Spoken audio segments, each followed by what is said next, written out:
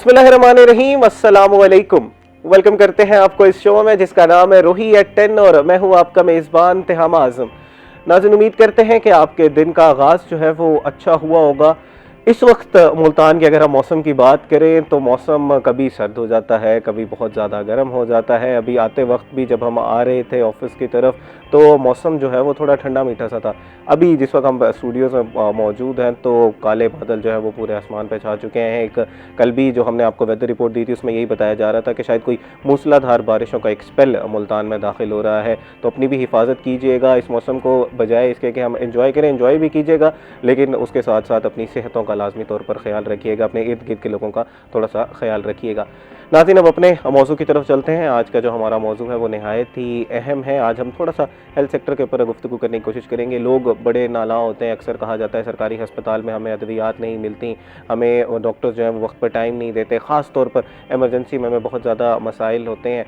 तो क्या वाकई ये सूरत हाल है, ग्राउंड की क्या सूरत हाल है और इसी के साथ साथ हुकूमत इसको बेहतर बनाने में क्या कर रही है, इस हवाले तफसील में गुफ्तगू करने के लिए हमारे साथ मौजूद हैं डॉक्टर एम बी खालिद साहब जो कि AMS हैं शहबाज शरीफ अस्पताल के। अस्सलाम वालेकुम sir, welcome to the show sir. बहुत शुक्रिया आपने वक्त निकाला प्रोग्राम के लिए और बराह रास्त जो लोगों के सवाल हैं उनका आप जवाब देंगे। और नाज़रीन, अगर आप भी कोई सवाल करना चाहते हैं, सर हमारे साथ मौजूद हैं, आपकी स्क्रीन पर नंबर चल रहा होगा तो आप उनसे बराह रास्त कोई भी सवाल कर सकते हैं। कोई भी आपकी शिकायत है तो आप उनसे पूछ सकते हैं। इसी के साथ साथ हमारे साथ मौजूद हैं गौहर रहमान शेख साहब जो कि हेल्थ सेक्टर को कवर कर रहे होते हैं और इनके पास एडमिनिस्ट्रेशन की बीट भी है। सीनियर रिपोर्टर हैं रूही TV के, बहुत कुछ इनसे सीखने को मिल रहा होता है। नई से नई जो खबरें होती हैं मुल्तान में जो ब्रेक हो रही होती हैं उनमें पहला नाम जो है वो गौहर साहब का आ रहा होता है कि ये काम हो गया, ये काम हो गया। इनसे ज़रा एडमिनिस्ट्रेशन के हवाले से बात करेंगे, ईद के तैयारियों के हवाले से बात करेंगे। और आप लोग जानते हैं कि इस वक्त अनफॉर्चुनेटली जो पूरी दुनिया की सूरत हाल है, बहुत से दिफाई तज्ज़ियाकार और इंटरनेशनल रिलेशंस के जो एक्सपर्ट हैं वो ये कह रहे हैं we are on the brink of world war 3 अगर हालात जो है वो स्टेबल ना हुए। बहरहाल कुछ इस वक्त की ये सूरत हाल है कि कुछ पीस निगोसिएशंस की बात की जा रही है, कुछ डायलॉग की तरफ आ रहे हैं। फिल वक्त जो सूरत हाल है वो ये है कि जो इंटरनेशनली फ्यूल की प्राइसेस हैं वो शूट अप कर गई हैं। पाकिस्तान में भी हुकूमत ने ये फैसला किया कि अब इसको जो है वो आवाम तक पास ऑन किया जाएगा। हाई ऑक्टेन की प्राइसेस बढ़ाई गई, पहले आम तेल की प्राइसेस बढ़ाई गई। हुकूमत ने अब कुछ फैसला किया है कि स्मार्ट लॉकडाउन लगाया जाएगा, किन सिटीज़ में लगाया जाएगा, मुल्तान की इंतजामिया इसको किस तरह देख रही है। और वो जो डेवलपमेंट प्रोजेक्ट्स लॉन्च किए गए थे मुल्तान को, जो कहा गया था कि हम जो दुनिया की तरफ याफ्ता ममालिक हैं वैसा उन जैसा शहर बना देंगे, वो तरक्याती प्रोजेक्ट कहाँ तक पहुंचे। तो गौहर रहमान शेख साहब हमारे साथ मौजूद हैं, इनसे तफसील गुफ्तगू करेंगे। अस्सलाम वालेकुम गौहर भाई, कैसे हैं? वालेकुम अस्सलाम तिहामा, welcome to the transmission, welcome to the show sir. बहुत शुक्रिया, ये ट्रांसमिशन मेरे मुंह पे चढ़ गया रमज़ान ट्रांसमिशन की वजह से। जनाब गौहर साहब, मैं सर से आगाज़ करना चाहूँगा, थोड़ा सा एमरजेंसी के बारे में समझ लेते हैं। सर, जब भी डॉक्टर साहब बात की जाती है हुकूमत के अस्पतालों के हवाले से, वहाँ पर सबसे बड़ा गिला ये आता है कि एमरजेंसी में हमारे मरीज़ों को नहीं देखा जाता, बहुत रश होता है, डॉक्टर्स की तादाद कम है। शहबाज शरीफ हॉस्पिटल के बारे में ज़रा बताइएगा कि क्या सूरत हाल है, कुछ चीज़ चेंज की जा रही है या आपको लगता है कि नहीं ऐसा नहीं है, ये मिथ्स है, हम जो है वो भरपूर कोशिश कर रहे हैं जो भी मुश्किलात हैं उनको हल करने की? देखिए, इमरजेंसी में पहले से तो हालात बहुत ज़्यादा बेहतर हो गए हैं। लोगों की कुछ शिकायत जो हैं वो सही है, लेकिन जो पिछले 2-3 महीनों से मैडम सेक्रेटरी साहबा ने जो इनिशिएटिव्स ली हैं इमरजेंसीज़ को बेहतर बनाने के लिए, स्पेशली DHQ और THQ लेवल पे, तो अब अगर आप आके विज़िट करें तो मेरे ख्याल में पेशेंट को किसी भी दुश्वारी का सामना वहाँ नहीं करना पड़ेगा, क्योंकि इमरजेंसी जो सर्विसेज हैं बिल्कुल बाकी हॉस्पिटल से अलग कर दी गई हैं। उनका चाहे डॉक्टर्स हों, हर शिफ्ट में हमने 4 डॉक्टर्स जो है medical officer, women medical officer जो है ना वहाँ पे मौजूद होते हैं और बाकायदा कंसल्टेंट जिनका मैडम सेक्रेटरी साहबा का हुक्म है कि अगर कोई सिक पेशेंट आता है विदिन 5 मिनट्स में कंसल्टेंट विज़िट करेगा इस हॉस्पिटल में। तो वहाँ उनका जो स्लिप लेना, पर्ची इमरजेंसी की लेना, इमरजेंसी तक पेशेंट की हॉस्पिटल में एंट्री के बाद जो असेस है वो सारी विदिन 5 मिनट्स जो है ना वो हो गई है। मेरे ख्याल में अब इमरजेंसी सर्विसेज में किसी भी किस्म के पेशेंट को दुश्वारी का सामना नहीं करना पड़ेगा। ये सूरत हाल ज़रा मवाजना कर दीजिएगा, क्योंकि लोगों का बहरहाल गिला रहता है, पहले क्या सूरत हाल थी और अब क्या सूरत हाल है, और इसमें आप खुद ज़ाती तौर पर क्या क्या इनिशिएटिव लेने जा रहे हैं गवर्नमेंट शहबाज शरीफ हॉस्पिटल में? देखें, पहले ये सिचुएशन थी कि इमरजेंसी में कोई भी पेशेंट आता था वो एक ट्रायाज में डॉक्टर के पास जाता और डॉक्टर उसको वहाँ से ही कैटेगराइज करते थे कि ये पेशेंट बेड पे चला बोला जाए इसको आईवी लगेगी या इसको ट्रीटमेंट ऐसे ही हो जाना है, आईएम इंजेक्शन वगैरह दे के हो जाना है इसका ट्रीटमेंट। अब इस तरह है कि 3 कैटेगरीज में हमने इमरजेंसी को डिवाइड कर दिया है। अब पेशेंट अगर सिक पेशेंट है वो डायरेक्ट रेड बे बनाई है जिसकी सर्वेलेंस बाकायदा लाहौर से हिजडू से हो रही है। 24 घंटे वहाँ पे हम व्हाट्सएप ग्रुप पे देख रहे हैं वो लोग वहाँ पे, और हम उनको जो है ना रिपोर्ट्स भी दे रहे हैं। वो डायरेक्ट जाएगा उसी बेड पे जिसका डॉक्टर ही अलग है वहाँ बैठा सिक पेशेंट के लिए। उसके बाद फिर सेकंड स्टेज है। सेकंड स्टेज में एक ऐसा पेशेंट है जिसको बहुत ज़्यादा सिक नहीं है लेकिन उसको फिर भी ज़रूरत है कि फौरी उसको ट्रीटमेंट दिया जाए, उसके लिए अलग बे, येलो बे का नाम दिया गया है। वहाँ पे वो जाके पेशेंट जाएगा, उसको मतलब पर्ची बनवाने की, लाइन लगने की या उसके अटेंडेंट को किसी को बुलाने की ज़रूरत नहीं होगी। अच्छा, एक अद्वियात का भी बहुत बड़ा मसला रहता है। अक्सर औकात जो पेशेंट्स हैं वो ये कहते हैं कि हुकूमत की तरफ से तो हमें कहा गया था कि फ्री अद्वियात अब आपको मिला करेंगी, लेकिन डॉक्टर हजरात जो है वो बाहर से लिख के देने का कह देते हैं, किल्लत रहती है। इस सूरत हाल के बारे में ज़रा बताइएगा। मेरे ख्याल में पिछले कुछ मंथ से अभी तक कोई भी ऐसी मेडिसिन नहीं है, एसेंशियल मेडिसिन जो हमारे पास अवेलेबल ना हो। और जो मेडिसिन अब देखिए 100% सारी दवाइयाँ सारी बीमारियों के तो गवर्नमेंट हॉस्पिटल में नहीं देती, लेकिन गवर्नमेंट ने एक सिस्टम बनाया हुआ है जिसे हम लोकल परचेज का कहते हैं। हमारे हॉस्पिटल में सब डॉक्टर्स को ये एडवाइस्ड है कि अगर कोई पेशेंट ऐसा है जिसको आपने कोई ऐसी मेडिसिन देनी है जो हॉस्पिटल की फार्मेसी में नहीं है, तो वो एडमिट होता है पेशेंट और हम उसको लोकल परचेज करके देते हैं। बाहर से मेडिसिन लिख के देना या लेना अलाउ ही नहीं है, ना हम ये किसी को देते हैं। और उसमें थोड़ा सा टाइम दरकार होता है। जितने भी इंडोर पेशेंट हैं या जितनी महंगी मेडिसिन है वो हमने लोकल परचेज करनी है और हमने पेशेंट को प्रोवाइड करनी है हर 16। ठीक हो गया। अच्छा, अगर कोई ग्रीवेंसेस है या लग रहा है पेशेंट को कि ऐसा मेरे साथ किया गया है, तो वो आपसे रब्ता किस तरह करता है और उसके ग्रीवेंसेस का अजाला किस तरह किया जाता है? देखिए, हमारी मेन एंट्रेंस से लेके पूरे हॉस्पिटल में हमने हेल्पर काउंटर्स बनाए हुए हैं जिसके ऊपर प्रॉपर एक यूनिफॉर्म में जिस पे मेंशन है कि यहाँ आप मदद ले सकते हैं, वहाँ जाते हैं पेशेंट। उनके थ्रू फिर हमारे जो DMSs हैं उनके हमने रूम बनाए हुए हैं कि इस रूम में OPD से रिलेटेड अलग हमारे जो इंचार्ज हैं, इंडोर से रिलेटेड अलग है, इमरजेंसी से लेकर अलग है। सबके पास जो है ना पेशेंट की वहाँ असेस होती है और वो उनकी प्रॉब्लम्स को जो है ना सॉल्व करते हैं। इसके अलावा आप वो कंप्लेन भी कर सकते हैं, पोर्टल पे कंप्लीट कर सकते हैं। बिल्कुल। गौहर साहब, अफसरान ने यही कहना होता है कि सब हालात अच्छे हैं, जो रिपोर्टर्स हैं वो ग्राउंड पर मौजूद होते हैं, आवाम की नब्ज़ पे उनका हाथ होता है, हम लोग भी प्रोग्राम्स कर रहे होते हैं। मौजूदा सूरत हाल के बारे में बताइए कि जैसे जनाब ने कहा कि पहले मुश्किलात थी लेकिन अब उसको बेहतर किया जा रहा है। आप ज़रा हकीकत से आगाह कीजिए। बिल्कुल तिहामा, हम जो है मुल्तान के बड़े अस्पताल हैं जिन पंजाब के, उनके हवाले से कवर करते हैं और जो चीज़ होती है आपके सामने भी लेकर आते हैं, चाहे वो मिसाइल हो, MRI मशीन का मसला हो, मेडिसिन का मसला हो या पेशेंट के हवाले से ट्रीटमेंट का मसला हो। जिस तरह से आपने भी डॉक्टर साहब से खालिद साहब से सवाल किया है कि अगर किसी का ग्रीवेंसेस हो उसको किस तरह से रिजॉल्व किया जाता है। वहीं पर आप देखते हैं पंजाब की सबसे बड़ी इलाजगाह निश्तर हॉस्पिटल में डॉक्टर्स के नारवा सलूक के हवाले से भी जो है वो बड़ा एक रिपोर्ट हुआ, जिसके बाद फैसला किया गया पूरे पंजाब लेवल पे वज़ीर पंजाब मरीम नवाज़ की जानिब से कि बॉडी कैम लगाए जाएंगे डॉक्टर्स को। इस पर एतराज़ ज़रूर बनता है डॉक्टर्स का, कुछ ग्रीवेंसेस उनके भी हैं, लेकिन उसकी रीज़न बिहाइंड वही थी कि जो वाकया रिपोर्ट नारवा सलूक किया जाता था, हमने रिपोर्ट किया। बिल्कुल, वो जो एक वाकया हुआ था इधर निश्तर का, उसके बाद लेकिन जहाँ पर जो इदारा अच्छा काम कर रहा हो, जो अफसरान अच्छा काम कर रहे हैं, उनकी हमें तारीफ भी करनी चाहिए। सही। इसी तरह से हम बात कर लेते हैं मुल्तान के गवर्नमेंट शिवाशी DHQ अस्पताल की। अगर मैं आपसे कहूं कि ये मुल्तान के गवर्नमेंट सेक्टर का एक बेहतरीन हॉस्पिटल है तो ये गलत नहीं होगा। इसको आप खुद भी आई विटनेस कर सकते हैं, क्योंकि उसकी बात करने से पहले हमारे पास अदाद शुमार मौजूद हैं, डॉक्टर साहब से भी हमने लिए हुए हैं और पहले भी हम अपने तौर पर भी, और ये पब्लिक फीडबैक पे हम बात करते हैं। हम ये डॉक्टर साहब ने या इनकी टीम ने हमारे साथ शेयर नहीं किया, ये जो अवामी फीडबैक होता है, जो लोग वहाँ पर मौजूद होते हैं, क्योंकि जहाँ पर रोज़ाना की बुनियाद के ऊपर अगर 3000 लोगों का OPD हो रहा है और उस OPD से अगर हमारे पास कंप्लेन नहीं आ रही तो इसका मतलब है वहाँ डिलीवर हो रहा है। और ये वो हॉस्पिटल है, इनकी जो टीम है इसको जो लीड करते हुए दिखा देते हैं डॉक्टर तंजील हैं, MS है। जो हमारे यहाँ पे बात होती है ना यार, नौजवानों को आगे लाया जाए। आप इस हॉस्पिटल को देखेंगे आपको ये खुशी होगी कि एक नौजवानों यंगस्टर्स की टीम है।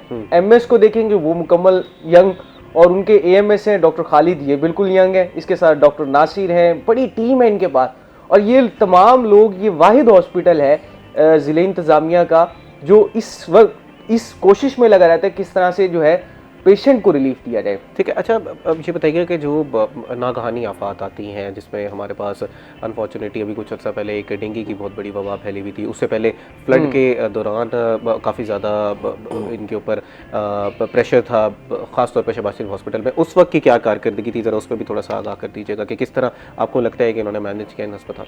बिल्कुल जी, जो डेंगू की सूरत हाल रही, पूरा सीज़न रहा, उसमें जो शहबाज शरीफ हॉस्पिटल है या मुल्तान का निश्चित हॉस्पिटल, इनका बड़ा कंट्रीब्यूशन रहा है। शहबाज शरीफ हॉस्पिटल में भी तकरीबन कोई 15 से 20 बेड का एक जो आइसोलेशन वार्ड था डेंगू के हवाले से, वो बनाया गया है, जहाँ पर रोज़ाना की बुनियाद के ऊपर मरीजों का इलाज हुआ है। तो ऐसी आपको डिस्ट्रिक्ट जो होता है ना DHQ, उसके हवाले से मैं बता दूं कि ये ज़िले इंतज़ामिया के ज़ेर इंतज़ाम काम करता है, और कोई भी ऐसी इमरजेंसी होती है तो इनको यूटिलाइजेशन DHQ की जो है ज़िले इंतज़ामिया करती है। आपने देखा होगा मेडिकल टेस्ट होते हैं तो वहाँ पर भी इनके कैंप्स लगाए जाते हैं, मेडिकल कैंप्स भी लगाए जाते हैं। और इस वक्त अगर हम मजमूई तौर पर नाज़रीन जो सूरत हाल की बात करें तो हालात जो है वो बेहतर हो रहे हैं, लेकिन बहरहाल जिसके जो भी ग्रीवेंसेस हैं, कोई मसाइल हैं, तो आप जो है वो कंप्लेंट सेल से रब्ता कर सकते हैं। मज़ीद भी जो भी लोगों को मसाइल आ रहे होते हैं, जो कोई मुश्किलात होती हैं, उसके हवाले से डॉक्टर AMS साहब हमारे साथ मौजूद हैं, उनसे जो है वो गुफ्तगू करते हैं। लेकिन इस वक्त वो एक ब्रेक का नाज़रीन हमारे साथ रही। वेलकम बैक नाजरीन। ब्रेक पे जाने से पहले हम शहबाज शरीफ हस्पताल के हवाले से गुफ्तगू कर रहे थे। डॉक्टर जो है खालिद साहब हमारे साथ मौजूद हैं, इनसे ज़रा आप सर्जिकल अवार्ड के हवाले से बात कर देते हैं। कुछ ख़बरें ऐसी हैं कि सर्जरीज़ में इजाफा किया जा रहा है, क्या वाकई ये ऐसी बात है या ऐसा नहीं है? इसी के साथ साथ उधर सहूलियात का क्या हालात हैं जनाब? अब ये बताइएगा कि कुछ सर्जरीज़ में इजाफा भी किया जा रहा है, कुछ नए वार्ड्स बनाए जा रहे हैं, कुछ इस तरह का है, इकदाम उठाए जा रहे हैं? जी, माशाल्लाह से पिछले महीने से एक और जनरल सर्जन ने हमारे हॉस्पिटल को ज्वाइन कर लिया। 2 ही हमारे पास जनरल सर्जन की सीट्स थी, अब कंप्लीट हो गई है, तो उस वजह से हमारी सर्जरीज़ में जो है ना अभी इजाफा देखने में, जो हफ्ते में पहले 2 दिन ऑपरेट होते थे, अब वो पूरा हफ्ता ऑपरेट हो रहे हैं। एक दिन एक सर्जन का ऑपरेशन डे होता है तो दूसरा OPD करता है, फिर दूसरे का ऑपरेशन डे होता है, तो सारा हफ्ता ऑपरेट हो रहे हैं। कुछ महीनों में इंशाल्लाह हमारी ये जो सर्जरीज़ की जो नंबर्स हैं, ये वाकई में आपको लगेगा कि लोगों को टाइम भी कम मिला। सर्जरीज़ में जो लिस्ट 3-3 महीने तक जा रही थी, अब वो मेरे ख्याल में बहुत जल्दी लोगों को ऑपरेट हो जाएगा। अच्छा, एक बहुत बड़ा अस्पताल है, मुल्तान का ही सरकारी अस्पताल है, उधर एक बहुत बड़ा मसला रहता है कि वहाँ पर अमला बहुत कम है। सरकारी अस्पतालों का मजमूई तौर पर ये एक बहुत बड़ा मसला है, जिसमें पैरामेडिक स्टाफ भी कम होता है, डॉक्टर हजरात की तादाद भी कम होती है, जिसकी वजह से फिर उस तरह की सहूलियात आम पब्लिक को नहीं दी जाती। शहबाज शरीफ अस्पताल के अमले के बारे में ज़रा बताइएगा कि इस वक्त क्या सूरत हाल है वहाँ पर? देखिए, ये एक जनरल कॉन्सेप्ट सबका है कि हॉस्पिटल में अमला कम है, जिसकी वजह से काम नहीं हो रहा। जब से हमारे जो MS साहब हैं, डॉक्टर तंजील और रहमान साहब, उन्होंने जब से ज्वाइन किया तो हमने इस चीज़ को देखा, तो 90% अमला तो हमारे पास कंप्लीट है। बाकी कुछ लोग छुट्टियों पे आ रहे जा रहे होते हैं, इस तरह का सिस्टम है, गवर्नमेंट जॉब में चलता रहता है। मेन इशू जो डॉक्टर साहब ने किया, उन्होंने कहा कि हमने जो मौजूदा अमला है इनसे प्रॉपर काम करवाना है। सही। अगर हम फोकस्ड काम करवाएंगे इनसे तो हमें किसी भी चीज़ की परेशानी नहीं होगी, क्योंकि हमारा जो मेन मकसद है हमारे MS साहब का, डॉक्टर तंजील और रहमान साहब का, कि पेशेंट को प्रॉपर तरीके से जो है ना उसको कोई परेशानी ना हो, पेशेंट डिलीवरी में कोई इशू ना आए। डॉक्टर खालिद साहब ये बताइएगा, ज़रा अदाद शुमार से बताइएगा कि क्या अभी इस वक्त आपके पास कोई अगर कोई डाटा है तो कि पहले क्या सूरत हाल चल रही थी, जो लोगों के शिकायत थी वो कितनी थी, उनका अजाला किस तरह किया गया, अब क्या सूरत हाल है शिकायत की हद तक? देखिए, शिकायत क्योंकि वहीं से अंदाज़ा लगाया जा सकता है ना कि डिलीवर कितना कर रहा है अस्पताल। देखिए, पहले मैं आपको पेशेंट का जो हमारे पास विजिट है, वो उसका नंबर बताऊंगा, वहाँ से आपको अंदाज़ा होगा कि जब 1 साल पहले यहाँ पे पेशेंट के जो 20 से 25 हज़ार की OPD थी पर डे की, पर मंथ की, सॉरी, तो अभी ये सिचुएशन है कि लास्ट मंथ की अगर हम फेब की बात करें, जो सबसे छोटा महीने, तो 54,000 की OPD है हमारी पर मंथ की। 54,000, और ये नंबर हमारा 1 लाख को भी टच किया है। दिसंबर या नवंबर की बात है, एग्जैक्ट 1 लाख को भी टच किए है। इसी तरह हमारी, अगर आप जो हमारा फातिमा कैंपस है, लेडीज़ का जो कैंपस है, गायनी कैंपस है, वहाँ पे जो सर्जरीज़ थी वो 100+ हुआ करती थी। सिर्फ लास्ट मंथ में 321 सर्जरीज़ हुई है, वहाँ पे C सेक्शंस हुए हैं फेब में। तो ये सारी चीज़ें पेशेंट्स का जो एतमाद है हॉस्पिटल पे बढ़ा है। ज़ाहिर है जब पेशेंट का एतमाद बढ़ा है, पेशेंट खुद आए हैं, इनमें कुछ ऐसे भी लोग होंगे जिन्होंने शिकायत की होंगी, जिनको वहाँ पे प्रॉपर नहीं मिली होगी, सहूलियात नहीं मिली होगी।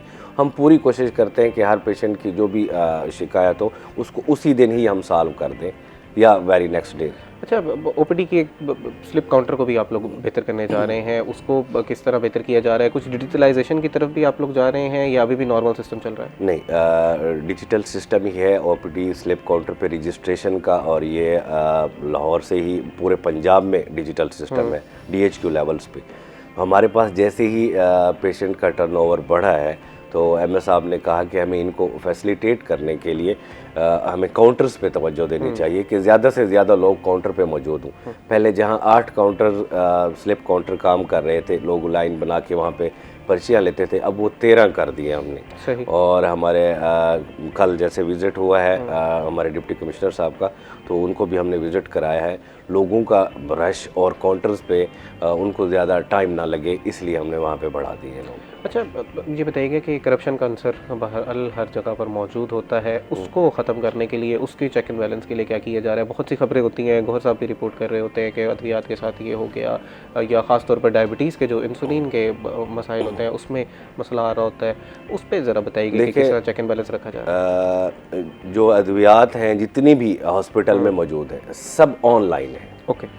जितनी भी आपके पास क्वांटिटी आती है वो फ़ौरन ऑनलाइन हो जाती है कि हमारे पास ये मेडिसिन इतनी नंबर में मौजूद है, और जैसे ही कोई पेशेंट की स्लिप पे एडवाइस होती है, डॉक्टर ऑनलाइन एडवाइस करता है, तभी उसको हम डिस्बर्स करते हैं, देते हैं, मेडिसिन देते हैं। तो इसमें मेरे ख्याल में अब ये वाला सीन नहीं होना चाहिए, इस तरह की जो अफवाहें नहीं फैलानी चाहिए कि मेडिसिन उनमें कोई करप्शन हो गई है, चोरी हो गई है, फलां होगी, क्योंकि ये सारा सिस्टम ऑनलाइन है, प्रॉपर लाहौर से ही इसे जो है मॉनिटर किया जा रहा है और हॉस्पिटल में सबके सामने। आप भी आएँ, अगर आप स्लिप नहीं बनवाएंगे, डॉक्टर को चेक नहीं करवाएंगे, रिकमेंड नहीं करवाएंगे, प्रॉपर आगे क्वान्टिटी, अगर आपको 5 दिन की मेडिसिन एडवाइस की गई है तो उतने ही नंबर्स की टेबलेट आपके हाथ पे रखी जाएंगी, इससे ज़्यादा नहीं दे सकते, इससे ज़्यादा नहीं दी जाएगी। मज़ीद भी डॉक्टर साहब आपसे जो है वो गुफ्तगू करते हैं, थोड़ा सा एडमिनिस्ट्रेटिवली गुफ्तगू करें। एडमिनिस्ट्रेशन के हवाले से स्मार्ट लॉकडाउन की बातें की जा रही हैं, कहा जा रहा है कि वो जो हमने कोरोना के टाइम पर देखा था कि एक मखसूस औकात तय कर दिए जाएंगे, उसके बाद बिजनेस को खुलने की इजाज़त नहीं होगी, स्कूल्स कॉलेजेस पहले ही बंद है। इसके बारे में ज़रा बताइएगा कि क्या डिटेल्स हैं, क्या वाकई इंतज़ामिया इसका फैसला कर चुकी है? बिल्कुल, जो गल्फ़ ममालिक की सूरत हाल है वो बराह रास्त पूरी दुनिया को मुतासिर इस वक्त करती हुई दिखाई दे रही है। इसलिए पाकिस्तानी वाहिद मुल्क नहीं है जिससे मुतासिर हो रहा है इस क्राइसिस से। हमने देखा है कि गल्फ़ ममालिक खुद भी मुतासिर हैं और इसके जो असरात हैं वो यूरोप तक पड़ते हुए दिखाई दे रहे हैं। जिस तरह से खदशात का इज़हार किया गया था जो मौजूदा जो क्राइसिस के हवाले से, वो तमाम जो क्राइसिस के हवाले से जो खदशात हैं वो दुरुस्त साबित हो रहे हैं। जितना ये तूल पकड़ेगा ये मामला, और जब तक ये हल नहीं होता तो उसके हिसाब से पाकिस्तान समेत पूरी दुनिया को अपना जो अंदाज है वो बदलना होगा, स्टाइल है, लाइफ स्टाइल है, उसे बदलना होगा और इसके ऊपर काम भी करें। भारत में हम देख रहे हैं कि LNG का बुरान है, वहाँ पे इससे ज़्यादा डिमांड है, LPG की डिमांड है, वहाँ पे बुरान है। हमारे यहाँ पे भी ऐसी जो हमारे जो रिज़र्व हैं वो 28 डेज़ के थे, अब वो कम हो गए हैं क्योंकि उसकी खपत उसी तरीके से बरकरार है।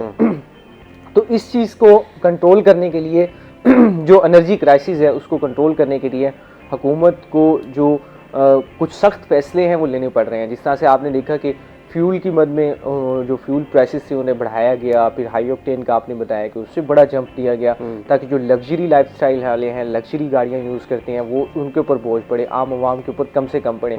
इसी तरह से अब एनर्जी क्राइसिस भी एक सर पर है क्योंकि आपको पता है जो हमारे जो बिजली घर हैं ये भी सारे के सारे फ्यूल के ऊपर चलते हैं, सॉइल पे चलते हैं। हमारा जो एनर्जी मिक्स है उसमें ज़्यादातर हिस्सा जो है वो उसका है। इसी तरह से ये तमाम तर जो मेजरमेंट्स हैं इनको देखते हुए हुकूमत की जानिब से फैसला किया जा रहा है कि एक दफ़ा फिर से हमें उस तरफ आना होगा। स्मार्ट लॉकडाउन वाली सूरत हाल जिस तरह से आपने बताया कि हमने कोरोना में देखा था कि तमाम जो कारोबारी मराकिज़ हैं उन्हें 9 से 10 बजे बंद कर दिया जाए, फ्यूल की कंजप्शन कम से कम हो। तो इसके ऊपर काम हो रहा है, इसके ऊपर प्रॉपर पूरे पंजाब लेवल के ऊपर वज़ीर पंजाब मरीम नवाज़ की जानिब से एक प्लान बनाने का कहा गया है। और इसे पूरे तरीके से एडमिनिस्ट्रेशन इम्प्लीमेंटेशन करेगी क्योंकि हमारे पास इसके ऊपर इम्प्लीमेंटेशन के अलावा कोई ऑप्शन नहीं बचता।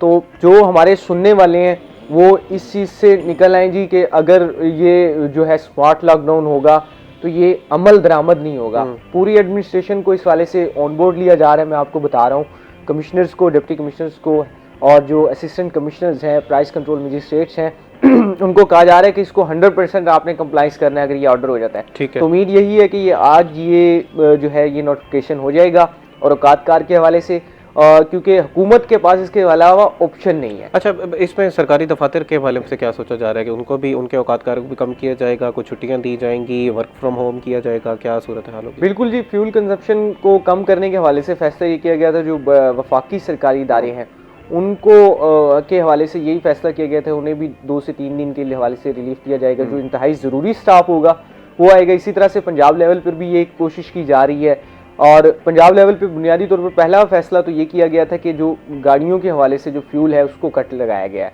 जो प्रोटोकॉल्स हुआ करते थे, हम कमिश्नर का प्रोटोकॉल देखते थे, डिप्टी कमिश्नर्स का, और जो दीगर जो अफसरान थे उनके पीछे 4-4 प्रोटोकॉल की गाड़ियाँ चला करती थी, रूटर चलाते हुए फिरते थे। तो उनको कहा गया जी बस कर दें भाईजान, बैठ जाएं, आपका जो पेट्रोल है हम अफोर्ड नहीं कर सकते और इतना बोझ हम नहीं बर्दाश्त कर सकते क्योंकि हमारे पास देने के लिए है ही नहीं। और उसको भी कट लगाया गया। आपने देखा कि जो सरकारी मुलाजमीन है ग्रेड 17 तक के, उनकी जो सैलरीज हैं उन्हें 2 दिन की डिडक्शन की गई है। अच्छा। इसके अलावा जो निचले मुलाजमीन हैं और जो ऊपर वाले मुलाजमीन हैं उनकी भी सैलरीज के हिसाब से, एक मेजरमेंट्स के हिसाब से कट लगाए जा रहे हैं। और ये सारा जो है ये जो हुकूमत जो कर रही है, ये जो एनर्जी सेविंग प्लान एक डेवलप किया है उसके ऊपर अमल दरामद कर रहे हैं। बस दुआ ये करनी चाहिए जो क्राइसिस है ये हल हो जाए, टूल ना पकड़े और हालात जो है वो हम स्टेबिलिटी की तरफ जाएं। कुछ बातें ऐसी भी हैं, आप खुद भी देख रहे होंगे कि कुछ हम पीस की तरफ जा रहे हैं जिसमें पाकिस्तान जो है और ये पाकिस्तान के लिए बड़ा डिप्लोमेटिक बहुत बड़ी विन होगी। पाकिस्तान ने बड़ा एक स्मार्ट मूव किया है कि पाकिस्तान का एक अमेरिका से भी एक ताल्लुक है, ट्रंप से ताल्लुक है, दूसरी जानिब हमारा गल्फ ममालिक से एक बड़ी अटैचमेंट है, ईरान हमारा हमसाया है। अगर हम उसमें जो है एक मीडिएटर के तौर पर आ रहे हैं तो ये बड़ी खूबसूरत बात है, पाकिस्तान के लिए बड़ी एजाज की बात भी है और हम किसी जो है जंग का हिस्सा नहीं बन रहे।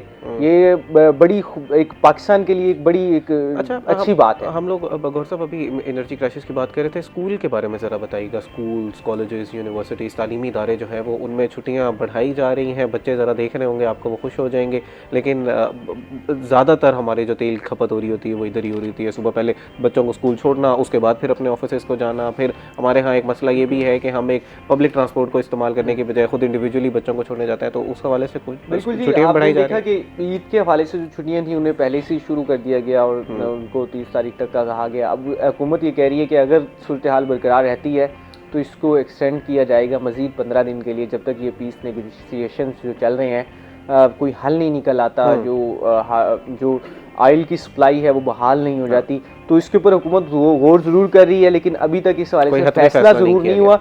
लेकिन मैं आपको इस बार ये बता रहा हूँ कि जो बच्चे हैं, स्कूल गोइंग बच्चे हैं, कॉलेज यूनिवर्सिटी जाने में, वो परेशान दिखाई देते हैं। क्योंकि आप के पास जो है मुतबादिल के तौर पर कोई इतना स्ट्रॉन्ग प्लान नहीं है। साल के अंदर आप देख रहे हैं कि आपको छुट्टियां ही करनी पड़ती हैं, सर्दी की इतनी लंबी छुट्टियां हो गई, उसके बाद फिर आपका तालीमी साल शुरू हुआ था, उसके आगाज़ में एक नई सिचुएशन का आपको सामना करना पड़ रहा है। फिर गर्मियों का सीज़न हमारे यहाँ पर पीक पर होता है, तो तकरीबन अगर 365 दिन में से कुछ स्कूल जो है वो जो है दो महीने भी बमुश्किल है, कुछ 30 to 60 डेज ही बमुश्किल है अगर उनको रेगुलर डेज के तौर पर लगाया जाए तो वो है। लेकिन वज़ीर तालीम राना सिकंदर ने कहा है कि हम गौर कर रहे हैं, जो हुकूमत ने एक फ़ैसला किया था कि ये सूरत हाल बेहतर हो, जो हफ्ते की छुट्टी हुआ करती थी स्कूल, कॉलेजेस, यूनिवर्सिटीज़ में, इसको ख़त्म किया जाए। क्योंकि जब तक आपका सिलेबस क्लियर नहीं होगा, कंप्लीट नहीं होगा, तो बच्चे का नेक्स्ट स्टैंडर्ड में जाने का कोई फ़ायदा नहीं। इसका मतलब है आप उसे ऐसे ही without practice, without exam, without preparation आप उसे नेक्स्ट स्टैंडर्ड में लेकर जा रहे हैं, जो उसके लिए बड़ा मसला करेगा आगे दौड़। तो इस चीज़ को, ये एक बड़ा मसला भी है जिससे वालिदैन भी बड़े परेशान हैं। लेकिन एक अच्छी चीज़ ये है, आज मैं अभी सुबह था तो मैं अपने, हमारे भी बच्चे स्कूल जाते हैं, मेरे भतीजा स्कूल जाता है, छोटा है वो, अभी मेरे ख्याल से कोई 3 स्टैंडर्ड में होगा। तो वो मुझे बता रही थी कि घर वाले के उसके स्कूल वालों ने उसका जो वर्क फ्रॉम होम का जो काम है वो भेज दिया है। तो स्कूल्स भी इस हवाले से एंगेजमेंट अब डेवलप करने लगे हैं, क्योंकि उन्हें महसूस हो रहा है कि ये एक लंबा साइकिल हो सकता है। इसका मतलब ये है कि महकमा एजुकेशन इस वाले से तैयारी कर रहा है। तो बच्चे जो हैं जी घर पे रहे, और गौहर साहब, ये वो उन बच्चों की आप बात कर रहे हैं या डॉक्टर साहब इसको सेकंड करेंगे जो प्राइवेट सेक्टर में पढ़ रहे हैं, जिनको पहले से ही प्रीएम्प्ट कर लिया गया है और उसका फैसला ले लिया गया है कि हमें पहले से भेज देना चाहिए, अगर सूरत हाल बेहतर हुई तो हम बुला लेंगे। गवर्नमेंट जो इदारे हैं, स्कूल्स हैं, कॉलेजेस हैं, वो इस बारे में क्या करें? चलें यूनिवर्सिटीज़ तो फिर बच्चों को अब क्लासेस ले रहे हैं, ऑनलाइन उधर क्लासेस हो रही हैं और उन्होंने पढ़ना, अब यूनिवर्सिटी के बच्चों ने खुद ही पढ़ना होता है सारा। ये जो छोटी क्लासेस के बच्चे होते हैं, हुकूमत ने इनके बारे में सोचना होता है, तो उस हवाले से कोई प्लान बनाया जा रहा है? बिल्कुल जी, इस हवाले से क्योंकि आपने देखा कि ईद से पहले एक सिचुएशन क्रिएट हुई, उसके दौरान महकमा तालीम को और जो मिनिस्ट्री थी उसे इतना वक्त नहीं मिला। इनके हवाले से फौरी तौर पर हमने जो थी वेकेशंस की तरफ हम चले गए, तो अब इसके हवाले से उन्हें प्लान भी बनाना चाहिए। लेकिन मैं आपको बताऊं कि जो गवर्नमेंट सेक्टर का बच्चा होता है उसके पास इतनी फैसिलिटीज़ नहीं होती, इतने गैजेट्स नहीं होते। आप प्राइवेट सेक्टर का जो बच्चा होता है उसके पास आजकल हर किसी के पास मोबाइल भी है, इंटरनेट की फैसिलिटी भी है। तो इस हवाले से गवर्नमेंट को देखना चाहिए कि इन बच्चों को उनके बराबर कैसे लाया जाए। ये ना हो कि ये इस वजह से, इन मामलात की वजह से वो बच्चे मजीद पीछे रह जाए, पहले भी पीछे हैं, मजीद पीछे न रह जाए। तो ये एक बड़ा चैलेंज है हुकूमत के लिए, अगर आप इतनी इन्वेस्टमेंट कर रहे हैं और इतने टीचर्स हैं, आपके पास स्कूल हैं और आपको इस वाले से प्लान मैं कहता हूँ बनाना चाहिए। महकमा तालीम का पहले भी एक बहुत बड़ा चैलेंज है कि बच्चे स्कूल से बाहर भी बहुत ज़्यादा हैं, जिनको पहले हमें एजुकेशन के सर्कल में लेके आने की ज़रूरत है। अब जो पहले से ही बच्चे सर्कल में मौजूद हैं उनके लिए मुश्किलात इतनी होंगी, वो फिर छोड़ना शुरू कर देंगे कि यार हम इतनी, एक तो ज़्यादा छुट्टियाँ हो रही हैं, दूसरा अगर पढ़ाया भी जा रहा है तो हमारे पास तो ज़राए नहीं है, हम किस तरह पढ़ सकते हैं। तो ये एक बहुत बड़ा चैलेंज है जिसको जो है वो देखने की ज़रूरत है। थोड़ी सी इंतज़ामी अमूर पे आ जाते हैं। गौहर साहब, PSL के बारे में ज़रा बताइएगा। हमारा फ्लैगशिप एक टूर्नामेंट है, कहा जा रहा है कि शायकीन के बगैर होगा, ये कोई गेट्स बंद कर दिए जाएंगे। चलें कोई नहीं जी, मैं कहता हूँ जी हमें जरा तफसीलन बताइए कि गौहर साहब, मैं तो बड़ा क्रिकेट का बहुत बड़ा फैन हूँ, तो मेरे लिए तो बड़ी बैड न्यूज़ है, नाज़रीन आप लोगों के लिए भी होगी। इस पर तफसीलन जो है वो गुफ्तगू करते हैं, लेकिन इस वक्त हुआ एक ब्रेक का, हमारे साथ रहिएगा। वेलकम बैक नाजरीन। ब्रेक पे जाने से पहले मैंने गौहर साहब से PSL के हवाले से सवाल किया था। PSL पे गुफ्तगू करते हैं, लेकिन डॉक्टर MB खालिद साहब हमारे साथ मौजूद हैं, उनकी मौजूदगी का थोड़ा सा फ़ायदा उठा लेते हैं। वो जो पेशेंट्स हैं डायबिटीज़ में जो मुब्तला हैं, उनके हवाले से क्या किया जा रहा है? सरकारी हस्पताल में कुछ इंसुलिन के बारे में सुना था कि मुफ्त फराहम की जाएगी, क्या ऐसा ही है? की भी जा रही है या नहीं की जा रही? किन मरीज़ों को की जा रही है? इसकी ज़रा तफसीलात जान लेते हैं। सर, डायबिटीज़ के पेशेंट्स को इंसुलिन लगाई जा रही है, दी जा रही है? जी, हमारे पास हॉस्पिटल में NCD क्लिनिक है अलग से, जिसका जो सिस्टम है बिल्कुल बाकी हॉस्पिटल से अलग है। अच्छा। उसमें प्रॉपर रजिस्ट्रेशन होती है। वो लोग जो ऑलरेडी रजिस्टर्ड है उनका महीने में एक जो डेट होती है वो डेट 30 दिन बाद रिपीट हो जाती है और उनको उस डेट को इंसुलिन प्रोवाइड कर दी जाती है। कोई भी पेशेंट ऐसा नहीं है जो रजिस्टर्ड हो और उसे इंसुलिन ना दी जाए। सही। डेली 100+ लोगों को, रजिस्टर्ड पेशेंट को इंसुलिन उस क्लिनिक से दी जा रही है। अब कुछ पेशेंट ऐसे भी हैं जो न्यूली डायग्नोस्ड हैं, तो उसके लिए बिल्कुल उसकी क्लिनिक के साथ ही हमारे फिजिशियन का हमने जो ना रूम है, जो फिजिशियन टेस्ट वगैरह करवाने के बाद डायग्नोस्ट करता है कि इनको इंसुलिन लगनी चाहिए, तो फिर उनकी रजिस्ट्रेशन भी सेम डे में हम कर लेते हैं ताकि उनको किसी दुश्वारी का सामना ना करना पड़े। ठीक। मज़ीद अगर किसी को इंसुलिन अवेलेबल नहीं हो रही तो वो हमारे हॉस्पिटल में आके हमारी एडमिनिस्ट्रेशन से, हमारे हेल्पर काउंटर से रब्ता करें, उसी दिन इंशाल्लाह उनकी रजिस्ट्रेशन हो जाएगी। जितना इंसुलिन की रजिस्ट्रेशन करके हम इंसुलिन देते जाएंगे उतनी ही मिकदार में हमें प्रोवाइड की जाएगी इंसुलिन। अच्छा। यह मैडम सेक्रेटरी साहब ने कहा है और हमें ऐसे ही मिल रही है। अगर हम 1500 का रिकॉर्ड देते हैं तो 1500 एक महीने का, तो नेक्स्ट मंथ वो हमें बढ़ा के देते हैं। सही। कि आपकी न्यू रजिस्ट्रेशन भी होगी। सही सही। अच्छा डॉक्टर साहब, ये बताइएगा कि फ़र्क ज़रा बता दीजिएगा। हमारे जब हम सरकारी अस्पताल का सुनते हैं ना तो निश्तर हमारे जहन में आता है और हम फिर निश्तर का मुकाबला करते हैं तमाम अस्पतालों से कि शायद तमाम अस्पतालों में सहूलियात हमें निश्तर जैसी मिलेंगी, क्योंकि एक निश्तर एक बहुत बड़ा अस्पताल है। तो DHQ, THQ, निश्तर और एक डिस्ट्रिक्ट में जितने भी अस्पताल जो सरकारी अस्पताल काम कर रहे हैं, तो उनकी ज़रा डोमेन समझा दीजिएगा ताकि लोग जब आपके पास आएँ तो वो क्या एक्सपेक्ट करके आएँ कि हमारे किस तरह का इलाज वहाँ पर किया जाएगा। देखिए, दो किस्म के हेल्थ सिस्टम है, primary and secondary health care system आपने सुना होगा, and tertiary health care system. Primary and secondary health care system start he basic level से होता है, बेसिक हेल्थ यूनिट, जो कि आजकल मरीम नवाज हेल्थ क्लिनिक के नाम पे हैं सबने, तो वहाँ से स्टार्ट होता है। उसके बाद फिर रूरल हेल्थ सेंटर्स आते हैं जो RHC के जिन्हें कहते हैं। उसके बाद THQ तहसील लेवल पे और डिस्ट्रिक्ट लेवल पे DHQ हॉस्पिटल्स होते हैं। अब आजकल की जो सिचुएशन है DHQ हॉस्पिटल्स में, उसमें तकरीबन तमाम वो चीज़ें, चंद एक स्पेशलिटीज़ के अलावा, जैसे न्यूरो सर्जरी हो गई, साइकेट्री हो गई, इस तरह से चंद एक एंडोक्रिनोलॉजी होगी जो सुपर स्पेशलिटीज़ है, उनके अलावा बाकी तमाम फैसिलिटीज़ DHQ लेवल्स पे प्रोवाइड कर दी गई। और इनका मकसद भी सिर्फ यही है कि जो बर्डन निश्तर पे है वो कम हो। अब देखिए, निश्तर और शहबाज शरीफ हॉस्पिटल में कुछ 3 से 4 किलोमीटर का फ़र्क है। अगर सारे ही सिक पेशेंट निश्तर जाएंगे तो निश्तर के हालात तो ठीक नहीं होने, पहले ही ओवरबर्डन है। ओवरबर्डन है। ये तभी ठीक होंगे जब पेशेंट का लोड हम बर्दाश्त करेंगे, और यही हम कर रहे हैं कि हम वो इमरजेंसी सर्विसेज यहाँ पे प्रोवाइड करें, वो डॉक्टर्स, वो मेडिसिन, वो सारी चीज़ें। CT स्कैन भी हमारे पास अवेलेबल है, हर टेस्ट अवेलेबल है, लैब अवेलेबल है, मेडिसिन, डॉक्टर्स, चीज़ें अवेलेबल, ताकि ये बर्डन निश्तर पे कम हो और वही पेशेंट निश्तर रेफ़र हो या जाए जिसको वाकई निश्तर में जाने की ज़रूरत है। अच्छा, कुछ अर्से पहले गौहर साहब ने भी कुछ मशीनों के हवाले से बात की थी, निश्तर 2 के हवाले से, कि वहाँ पर कुछ चीज़ें मौजूद नहीं हैं, कुछ जो मशीनें हैं वो काम नहीं करी। ख़ास तौर पर MRI मशीन के बारे में अभी थोड़ी देर पहले जिक्र भी कर रहे थे।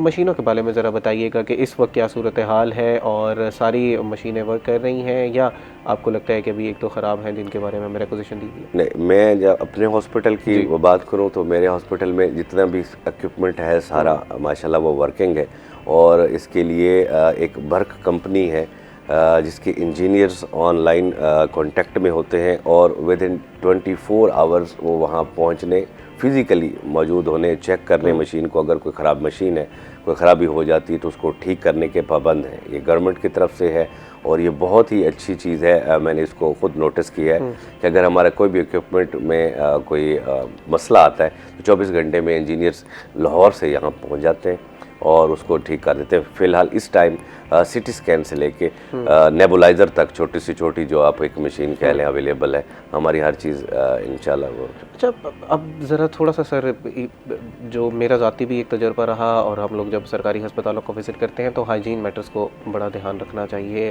ख़ास तौर पर सरकारी अस्पताल में ओवरबर्डन है, मुश्किल हो जाती है इन हालात में।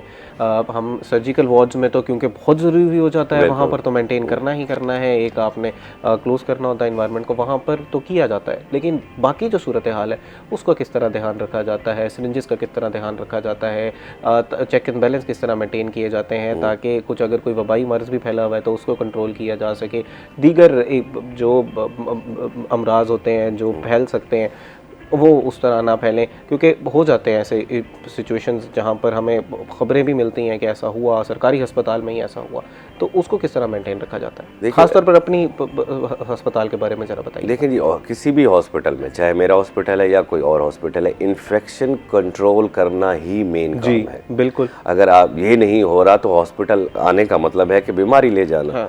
तो इसके लिए ना सिर्फ हम हॉस्पिटल लेवल पे, बल्कि गवर्नमेंट भी, मैडम सेक्रेटरी साहबा भी, जो लाहौर से सेक्रेटरीट जो हमें कंट्रोल कर रहा है, वो भी उन्होंने सबको के अलग अलग सिस्टम बनाए हुए हैं। मतलब हमारा जो हॉस्पिटल का वेस्ट है उसको किस तरह डिस्पोज होना है, उस वेस्ट में जो चीज़ें हैं, जिसमें सर्जिकल आलात हैं, जिसमें बाकी चीज़ें हैं जो खून से आलूदा या इस तरह की चीज़ें, इन सब को अलहदा किस तरह डिस्पोज करना है, इनके लिए एक टीम्स बनी हुई हैं।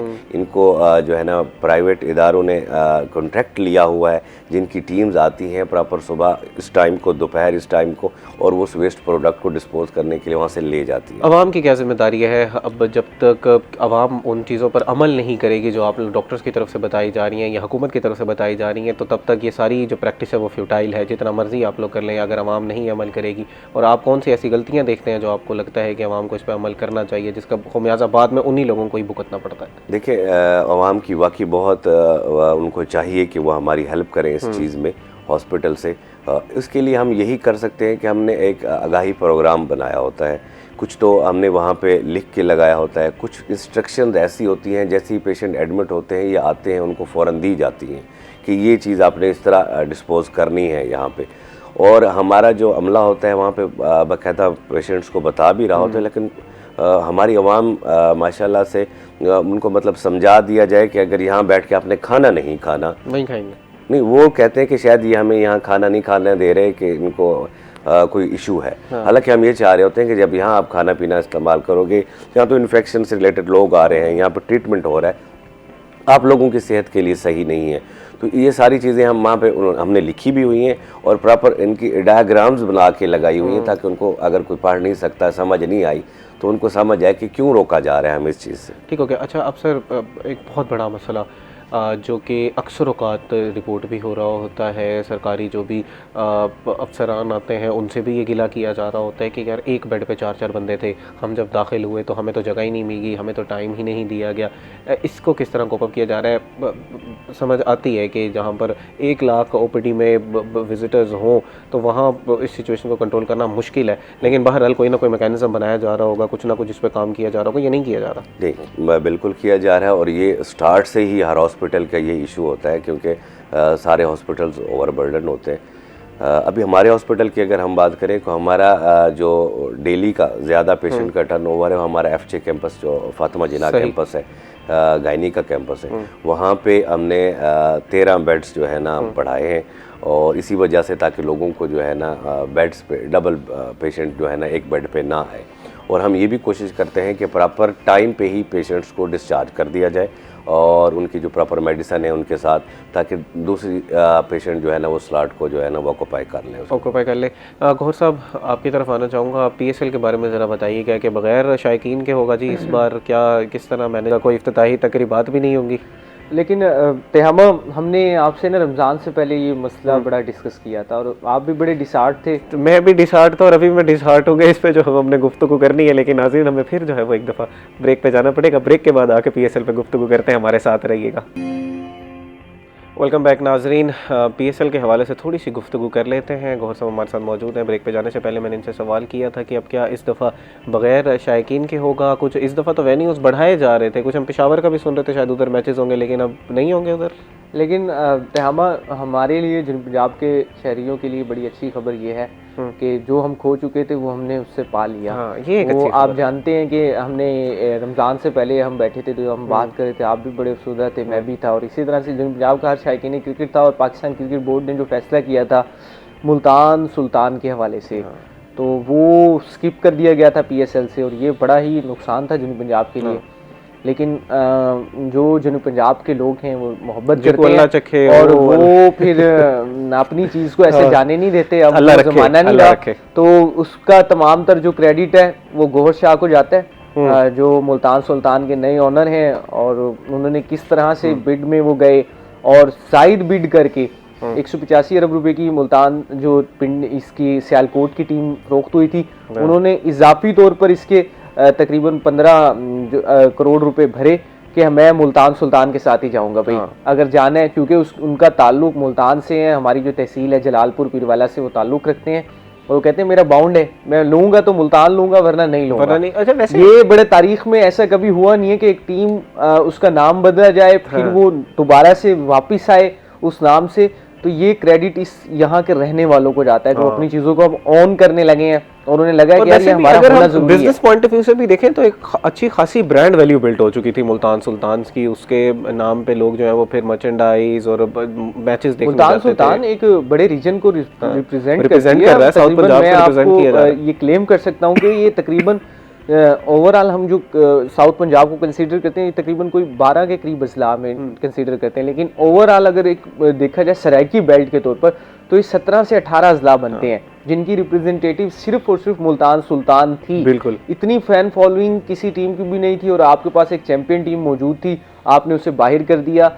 लेकिन ये ब्लेसिंग है कि मुल्तान सुल्तान वापस आई है, और ये पीएसएल के लिए भी अच्छा है। लेकिन वहीं पर बुरी खबर ये है कि जो हम क्राइसिस के हवाले से बात कर रहे हैं, उसके हवाले से इंतज़ामिया ने फैसला किया है कि अब जो है पीएसएल के जो मैचेस हैं वो सिर्फ 2 वेन्यूज़ में होंगे, लाहौर और जो है वो कराची इसको मेज़बानी करेगा, बगैर शायकीन के होंगे, क्योंकि प्रोटोकॉल कल्चर को ख़ात्मा कर रही हैं, क्योंकि लोग आएंगे, मूवमेंट होगी, तो उस हवाले से जो फ्यूल की कंजप्शन है उसे बचाना है। तो जो क्राइसिस हैं, सिक्योरिटी के हवाले से मामलात हैं, उनको बेहतर करने के लिए, क्योंकि आपके पास इतना बड़ा मेगा इवेंट है, बहुत अरसा पाकिस्तान ने क्रिकेट के लिए इंतज़ार किया है, तो हुकूमत है, पीसीबी है, कोई भी ऐसा इकदाम नहीं करना चाहता जिससे ये चीज़ हमें इसका फ्यूचर में नुकसान हो। लेकिन चलें जी, अच्छी बात यह है कि पीएसएल होने जा रहा है और बड़ी तैयारी के साथ हो रहा है। नेशनल एंथम जो इसमें था तो उसका फिर वो भी घोर साहब ये बताइएगा कि फिर ब्रॉडकास्टर्स को बहुत ज़्यादा फ़ायदा होगा, क्योंकि वो शायकीन जो अब मैच उस तरह नहीं देख पाएंगे तो फिर आईबॉल्स बहुत ज़्यादा मिलेंगी, व्यूअरशिप बहुत ज़्यादा मिलेगी। आपको लगता है कि इसकी वजह से इसका इम्पैक्ट उसकी जो एक चाह होती है बंदे की कि यार मैं मैदान में जाके देखूंगा, लाइव ऑडियंस होगी, उसमें बड़ा एक मज़ा भी आ रहा होता है, मैच का पता ही तब चलता है जब लाइव ऑडियंस में हो रहा होता है, तो आपको लगता है कि ये घटेगा या मज़ीद ज़्यादा फ़ायदा होगा? पीसीबी ने ना जी, जो हमारे चेयरमैन पीसीबी हैं मोहसिन नकवी साहब, वो बड़ी क्विक चीज़ें करते हैं और उनकी एक अच्छी बात है कि वो फैसले ले लेते हैं और फैसले वो इस तरह से लेते हैं कि कोई भी चीज़ रुकनी नहीं चाहिए, क्योंकि पाकिस्तान के पास आगे अगर हम इसे शिफ्ट करते हैं तो कोई विंडो मौजूद नहीं है वाकई। हमारे पास कुछ नेशनल इवेंट्स आ रहे हैं, तो इस पे चेयरमैन साहब ने एक अच्छी खबर ये सुनाई है कि जिस तरह से चीज़ें डेवलप हो रही हैं, अभी हमने भी बात की कि पाकिस्तान भी पीस नेगोशिएशन की तरफ जा रहा है, उसमें मीडिएटर का किरदार अदा कर रहा है, तो अगर ये चीज़ें बेहतर हो जाती हैं तो पीएसएल का शेड्यूल को रिवाइव कर दिया जाएगा, और अगर हमें जो है उसके दूसरा सेगमेंट भी मिल जाता है, उसमें भी कुछ मैचेस मिल जाते हैं और वो अपने वेन्यूज़ पे होते हैं, तो ये बड़ा अच्छा होगा। और चोर की लंगोटी ही सही, हमें कुछ ना कुछ अगर मिल जाता है तो बेहतर है। अच्छा जनाब, अब ये बताइएगा कि अब कुछ तरक्याती मंसूबे लॉन्च किए गए थे मुल्तान में। मुल्तान एवेन्यू का बहुत बड़ा प्रोजेक्ट था, वासा के एक कोई अरब रुपए की ग्रांट आई थी, कई अरब रुपए की, उसका क्या बना? बड़े से प्रोजेक्ट से हम तो फिर रमज़ान ट्रांसमिशन में बिजी हो गए, बड़ा इसको कीनली आप और मैं बाकायदा इसके ऊपर डेली का हमारा कुछ ना कुछ इस पर हम डिस्कशन करते रहते थे हर प्रोग्राम में।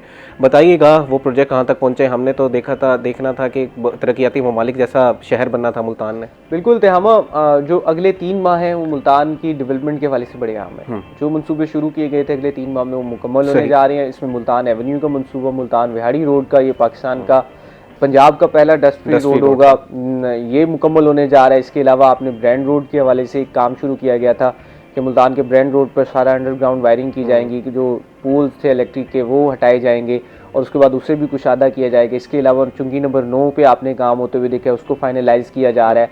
इसके अलावा मुल्तान के तकरीबन कोई 10 के करीब ऐसे चौक से जिन्हें डेवलप किया जा रहा था, वो काम मुकम्मल होने जा रहा है। और 18 के करीब सड़कें हैं जिन्हें आइडेंटिफाई किया गया था इंतजामिया की जानिब से, कमिश्नर मुल्तान की जानिब से, वो मुकर्रर डेडलाइन में मुकम्मल भी होती जा रही हैं। आपने देखा होगा कि ईदगाह रोड जो है मछली मंडी की तरफ जो जाता है, ये बड़ा रोड था, एडिशनल आईजी का दफ्तर भी है, उस रोड को मुकम्मल कर लिया गया है। इसी तरह से स्टेडियम रोड है, रात से टूटा हुआ था, उसको पीएसएल के पस मंजर में भी बनाया गया, ये भी एक रोड बन रहा है। इस तरह से मल्टीपल स्कीमें हैं। और मैं एक और एग्जांपल है इसमें, जब मैंने ज्वाइनिंग दी और मैंने पहला अपना जिस प्रोग्राम जिस रोड पे किया वो था 6 नंबर का गुलगश्त का जो हमारा रोड था, जिसका सीवरेज का बहुत बड़ा मसला था, वो बड़ी खुश आइंदा है कि वो बनाया गया।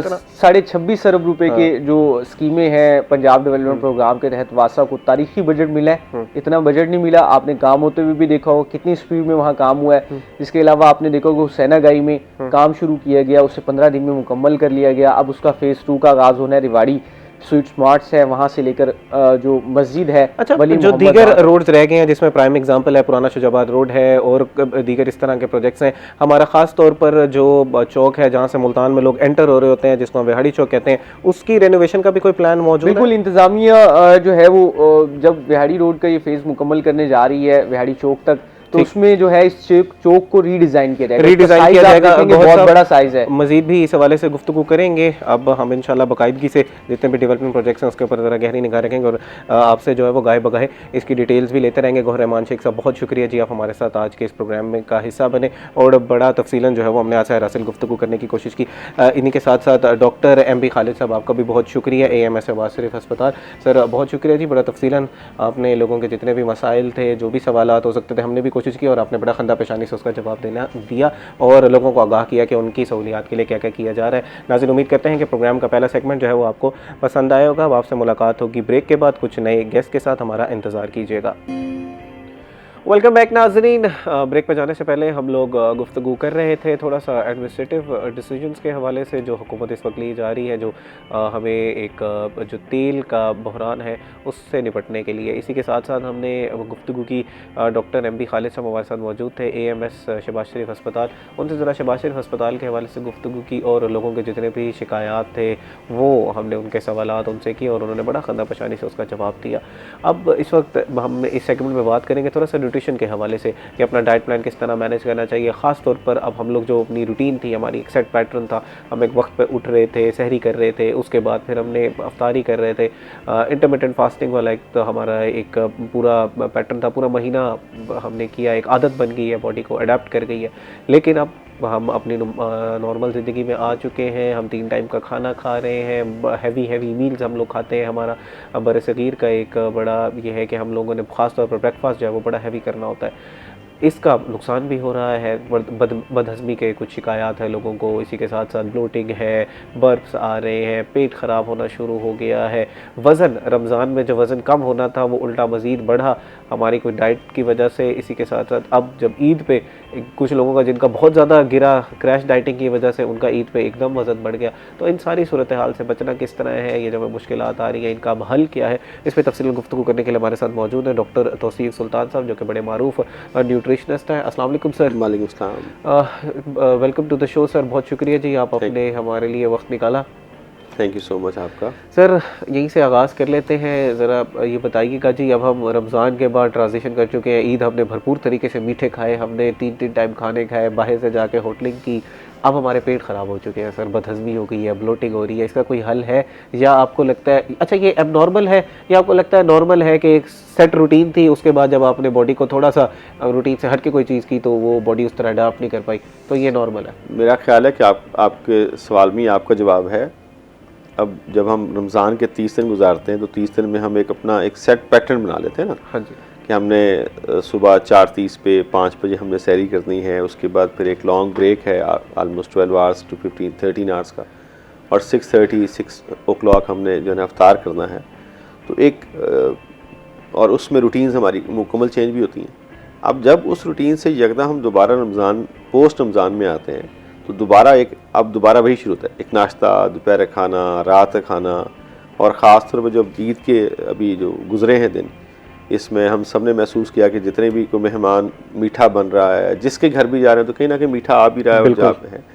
तो कहीं ना कहीं जब आप एक पैट रूटीन से हटते हैं तो मसाइल आने के चांस जो है वो ज़्यादा होते हैं, और वो आते भी हैं।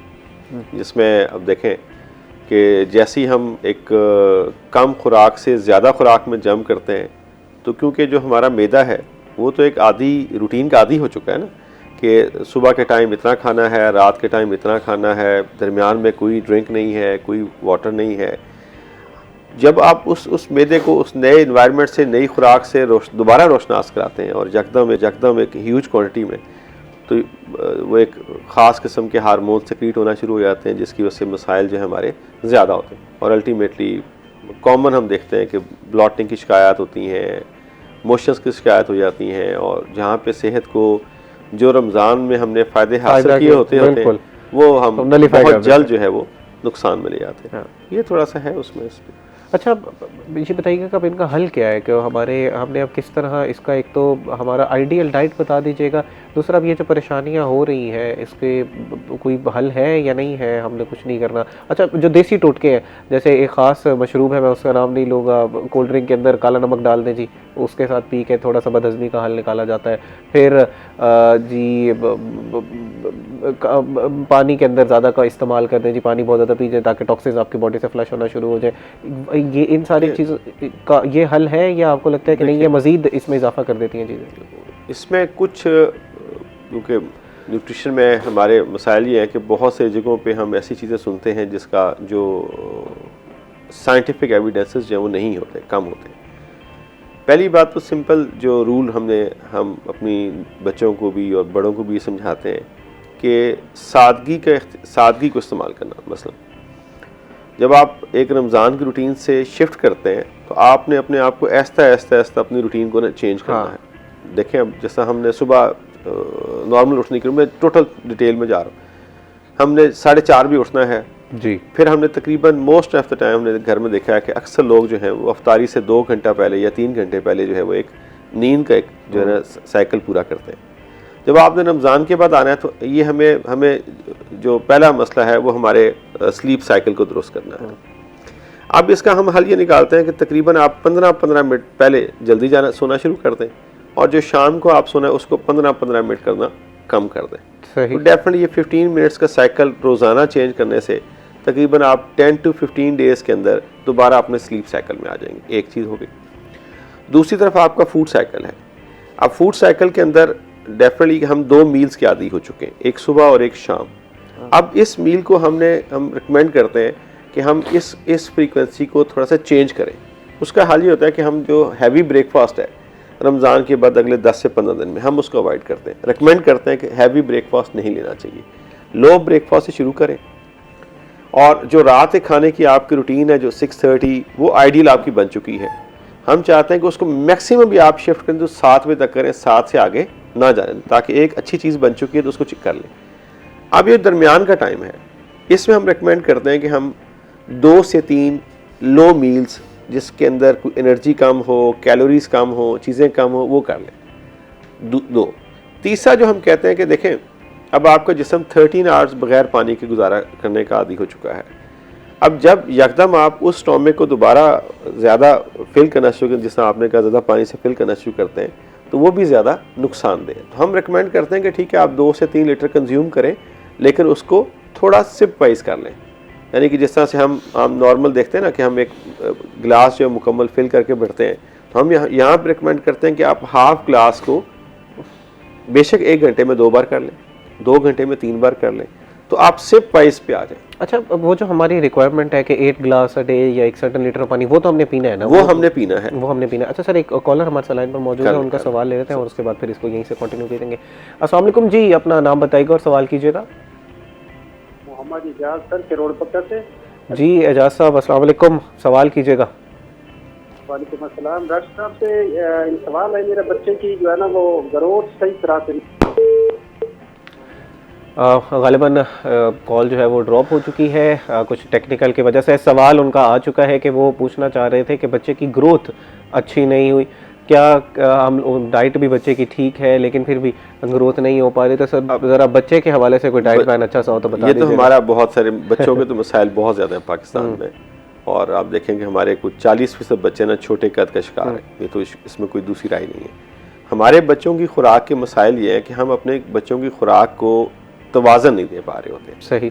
जब तक हमारे बच्चों की खुराक में तवाज़न शामिल नहीं होगा, कभी भी उनकी सेहत बेहतर नहीं होगी। एक अब उसमें ये हम रिकमेंड करते हैं कि आप माँ के दूध से शुरू करें, जो पहले साल 2 साल तक आपने मुकम्मल पिलाना है, और 6 माह के बाद ऐसा ऐसा उसको दूसरे दूध पे, जिस तरह गाय का दूध है या जो हम मिक्स कर लेते हैं गाय और भैंस का थोड़ा सा, उसको आप बेस्ट क्या है सर, गाय या भैंस? बच्चों के लिए जो पहले 6 माह है, पहले 6 माह सिमरात 6 माह पहले 6 माह तो हम ब्रेस्ट फीडिंग कहते हैं, माँ का दूध ही है, माँ के दूध से बेहतर कोई नहीं है।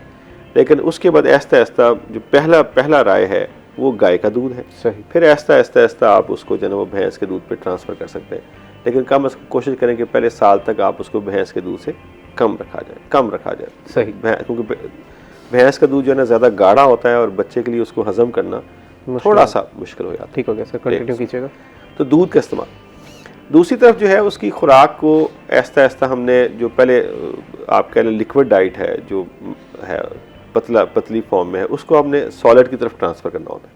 उसमें हमारे पास ऑप्शन होती हैं कि हम उसको बेशक एक आलू के चंक से शुरू कर लें, एक अमरूद से शुरू कर लें, एक सेब से शुरू कर लें, और तक 2 साल के बच्चे को हम इतना ले आएँ कि वो एक वक्त में बैठ के आधी रोटी तक खा सकता हो। अब जो आधी रोटी उसने किसके साथ खानी है, ये अहम चीज़ ये है। उसमें सब्जियां भी शामिल हों, गोश्त भी शामिल हों। अक्सर हमारे बुजुर्ग क्या करते हैं कि वो बच्चा कमज़ोर है तो उसे क्या उनके जहन में ये आता है कि यार इसको गोश्त खिलाया जाए। अब वो गोश्त खिलाना शुरू करते हैं।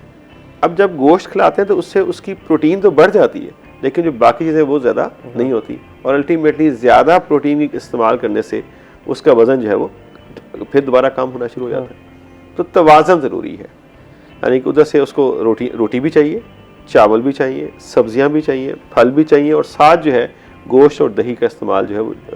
अब इसमें जो अहम मैं समझता हूँ कि जो हिडन वेल्थ है वो हमारी उन तमाम चीज़ों में है जो एक नेचुरल फर्मेंटेशन के प्रोसेस से गुजरती हैं, जिसमें दही है।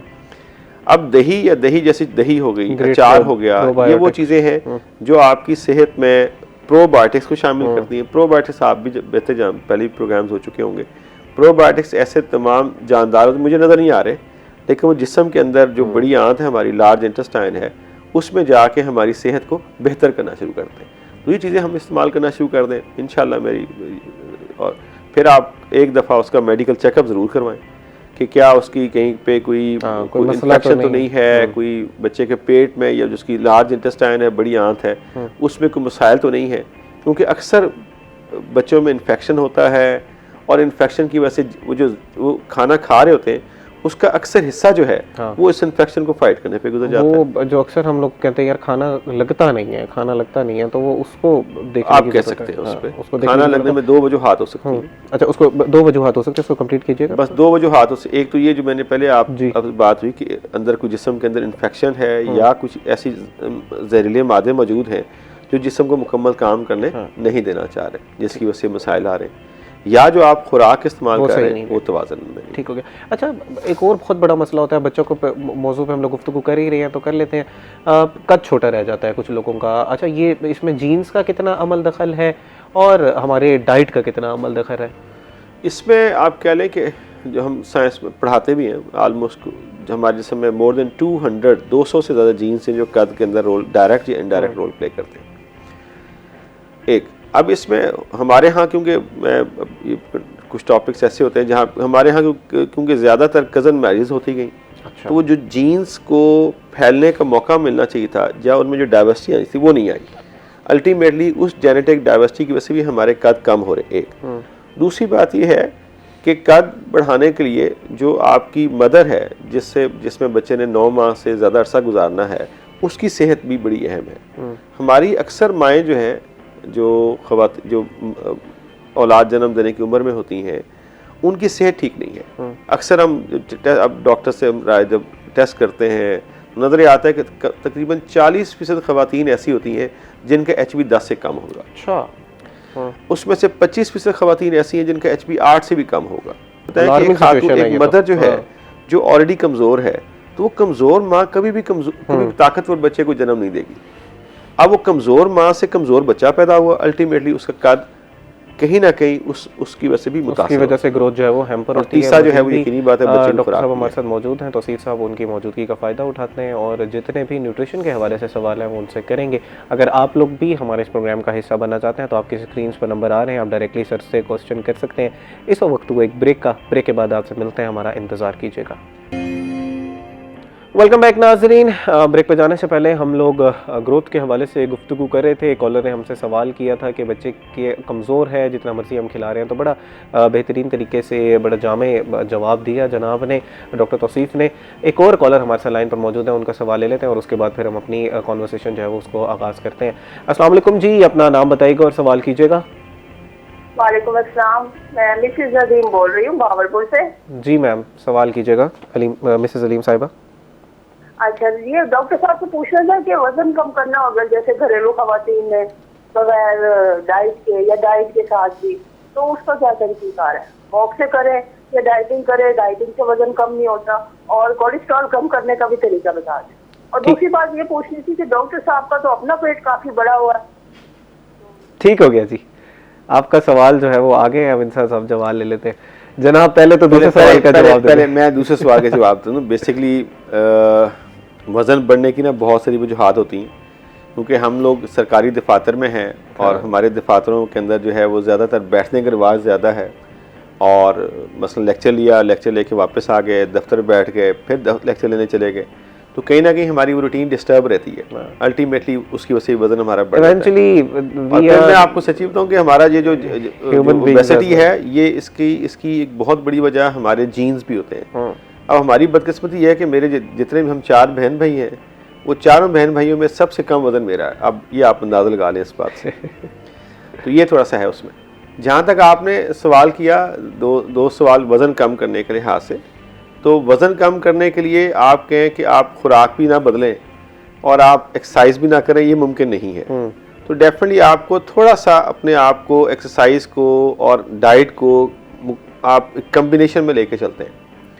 हमारी रिकमेंडेशन ये होती है कि आप एक नॉर्मल आदमी जिसके जीन्स सही काम कर रहे हों, उसको अगर उसने 1 kg वेट लॉस करना है, तो उसको तकरीबन कोई 15,000 कैलोरीज बर्न करनी पड़ती हैं।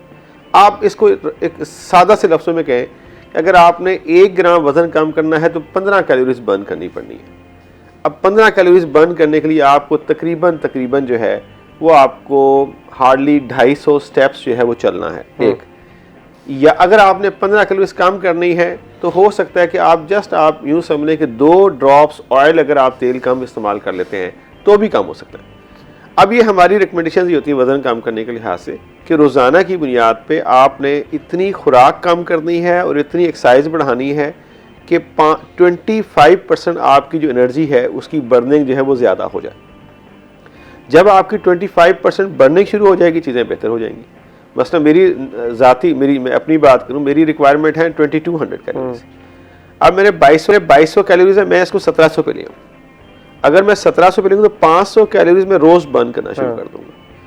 इस 500 कैलोरी से मेरा तकरीबन रोज़ाना की बुनियाद पर मेरा 30 ग्राम वेट जो है वो लॉस शुरू हो जाए। अच्छा, ये बड़ी आपने कैलोरी डेफिसिट की बात की कि अगर हम कैलोरी डेफिसिट में आ जाते हैं तो हमारा वेट लॉस होना शुरू हो जाएगा, लेकिन इवेंचुअली द बॉडी अडेप्ट्स। जब आप एक सर्टेन पीरियड ऑफ टाइम के लिए करते रहते हैं एक्सरसाइज की, आपकी एक सेट रूटीन होती है, उसके बाद बॉडी अडेप्ट कर जाती है। रमज़ान में भी यही होता है, बॉडी अडेप्ट करके, और उसके बाद एक प्लेटू हिट होता है, उसके बाद फिर फर्दर आपका वेट नहीं गिर रहा होता, तो उससे फिर फाइट किस तरह करना? उसमें ये होता है मजीद भी फिर लोग फिर क्रैश डाइटिंग की तरफ चले जाते हैं उस टाइम पे। हम इसमें रिकमेंड करते हैं कि इसमें आप ना साइकिल बनाते हैं थोड़ा सा। इसको हम बेसिकली योजो डाइट प्लान कहते हैं। सही। जब हम योजो डाइट प्लान में आते हैं तो होता ही है कि हम कोई 1 मंथ के लिए एक प्लान पे अडॉप्ट करते हैं, उससे हम अपना डिज़ायर वज़न जो है कम कर लेते हैं, उसके बाद फिर हम दूसरे प्लान पे चले जाते हैं, फिर हम तीसरे के बाद दोबारा पहले प्लान पे आते हैं। तो ये हमारा एक योजो डाइट का प्लान साइकिल बन जाता है।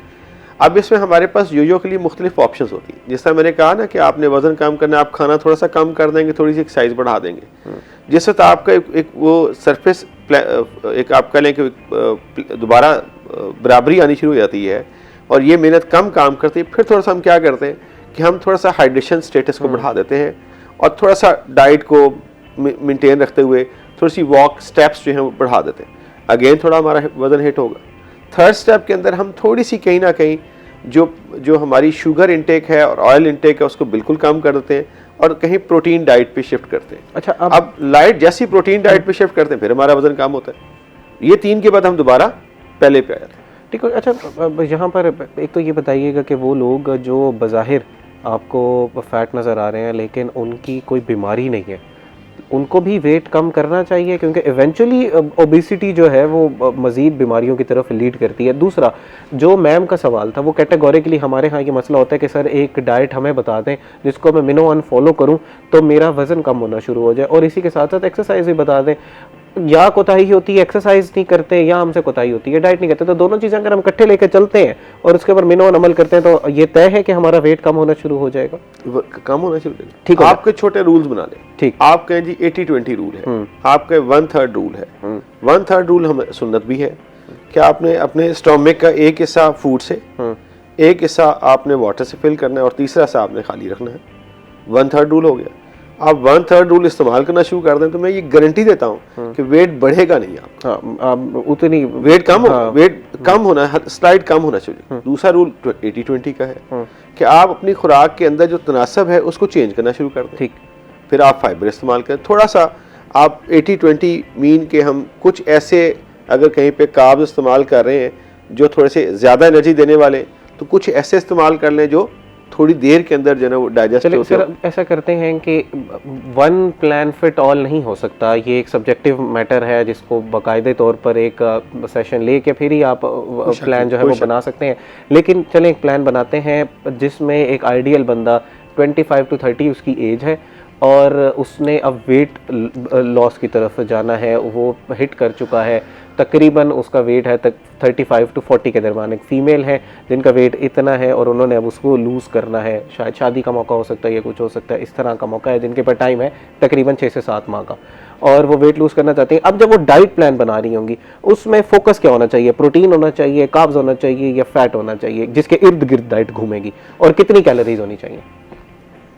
ये जो आप अगर मैं एक रफ एंड टफ हम कहेंगे, एक बच्ची है उसकी उम्र 25 साल है और उसकी 6 माह के बाद शादी है और वो तकरीबन इस वक्त उतना उसका वेट इतना है कि जो उसका बॉडी मास इंडेक्स है वो 30-35 को 30 टच कर रहा है। अब उसे वहाँ से नीचे लेकर आना है। तो 6 माह is a very golden opportunity literally. हम यानी कि मैं एज ए न्यूट्रिशनिस्ट हम क्रैश के खिलाफ हैं। हम ये नहीं कहते कि यकदम वजन कम कर दें आप, हम कहते हैं 6 माह इज़ फैंटास्टिक अपॉर्चुनिटी। आप वही रूल रखें, आप खाने को किसी किस्म की कोई चीज़ परहेज़ की ज़रूरत कोई नहीं है, आप हर की तमाम क्वांटिटी को कम कर दें। मसलन नाश्ते पे जब आपका एम्प्टी स्टोमक हो आपने 2 गिलास पानी पी लें, खाली पेट 1 गिलास पी लें, 1 गिलास नाश्ते से पहले पी लें। नाश्ते में थोड़ी सी क्वांटिटी कम कर दें, हाफ रोटी या 1 कप चाय, साथ आप हाफ प्याली ना दही इस्तेमाल कर लें। ये ऐसा नाश्ता है जो रोज़ाना हो सकता है, और once in a week, twice in a week अगर आप एग कॉन्शियस हैं तो आप एग का इस्तेमाल कर सकते हैं। कोशिश करें कि उसमें से वक्ती तौर पर वेट लॉस में आप जो योग का पोर्शन है वो कदरे कम कर दो।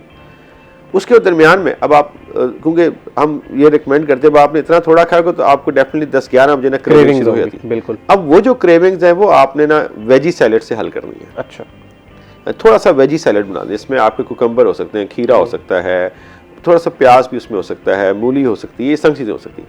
दोपहर को आप थोड़ा सा अपने जो भी आप खाना चाहें उसी क्वांटिटी आप हाफ रोटी से लेकर पौनी रोटी तक कर लें, और जो भी आप खाना चाहें खा लें। सिर्फ उस जो खाने में शरायत हम रखते हैं वो ये है कि आपके जो खाने में तेल की मिकदार है वो कम होनी चाहिए, वो कम कर लें आप।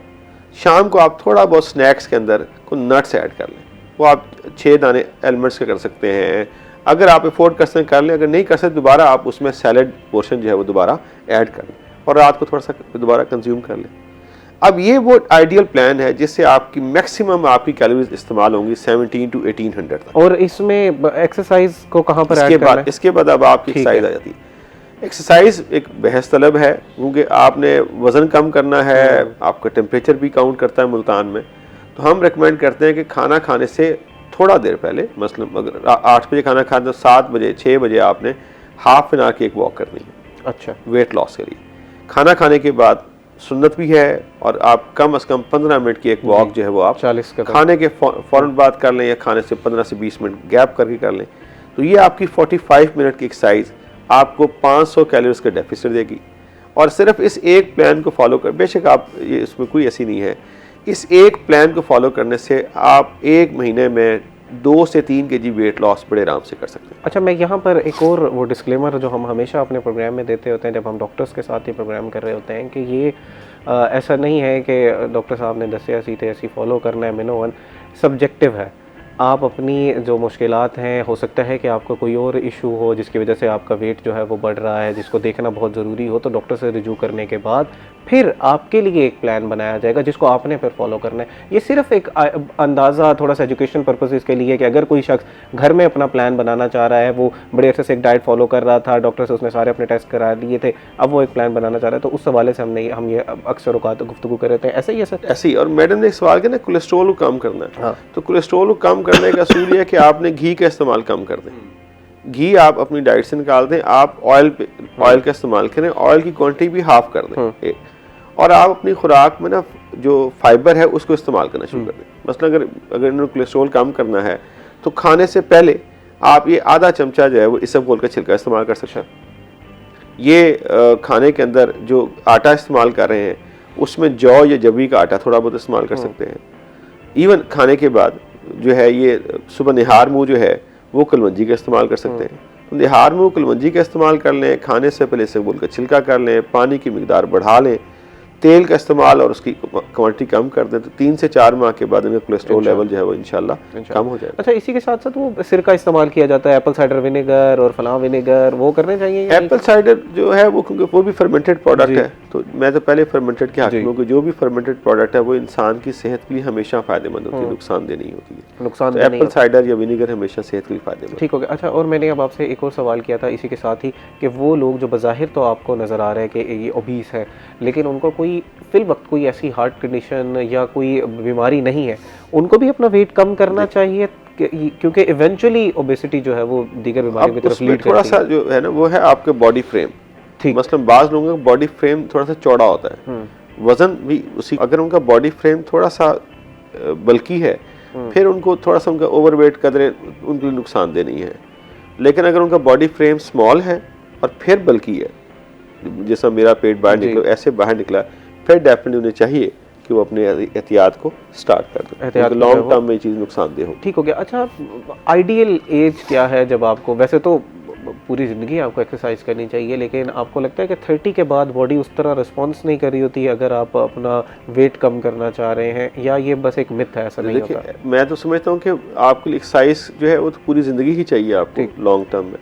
अब एक्सरसाइज के दो फ़ायदे होते हैं। मसलन अगर आप एक्सरसाइज करते हैं 13 साल से लेकर 17 साल की उम्र में, तो आपकी हड्डियाँ ताकतवर होती हैं, उसमें कैल्शियम जमा होती रहती है जो आपके मुस्तकबिल में काम आएगी। 30 के बाद थोड़ा सा ये होता है कि आपका जिस्म के अंदर जो स्टोर करने की सलाहियत है वो कदरे कम होती रहती है, तो ज़्यादा आप एग्रेसिव वॉक्स, ज़्यादा चीज़ें जो हैं वो थोड़ा बहुत नुकसानदेह होती हैं। 45 के बाद हम रिकमेंड करते हैं कि ज़्यादा आपकी लंबी वॉक्स या 2-2 घंटे या 3-3 घंटे को अवॉइड करना चाहिए। शॉर्ट ब्रेक्स के अंदर आप 2 बार कर लें, 3 बार कर लें तो कर सकते हैं, वरना एक्सरसाइज ध्यान में रखें कि ज़िंदगी के किसी भी कोने पे भी उसकी अहमियत से इनकार नहीं कर सकते। अहमियत से इनकार नहीं किया जा सकता। अच्छा, अब ये बताइएगा कि कौन सी ऐसी गलतियां आप अपनी प्रैक्टिस में देखते हैं जिसका नुकसान होता है लोगों को, फिर बाद में उसका खमियाजा भुगतना पड़ता है, ख़ासतौर पर डाइट में।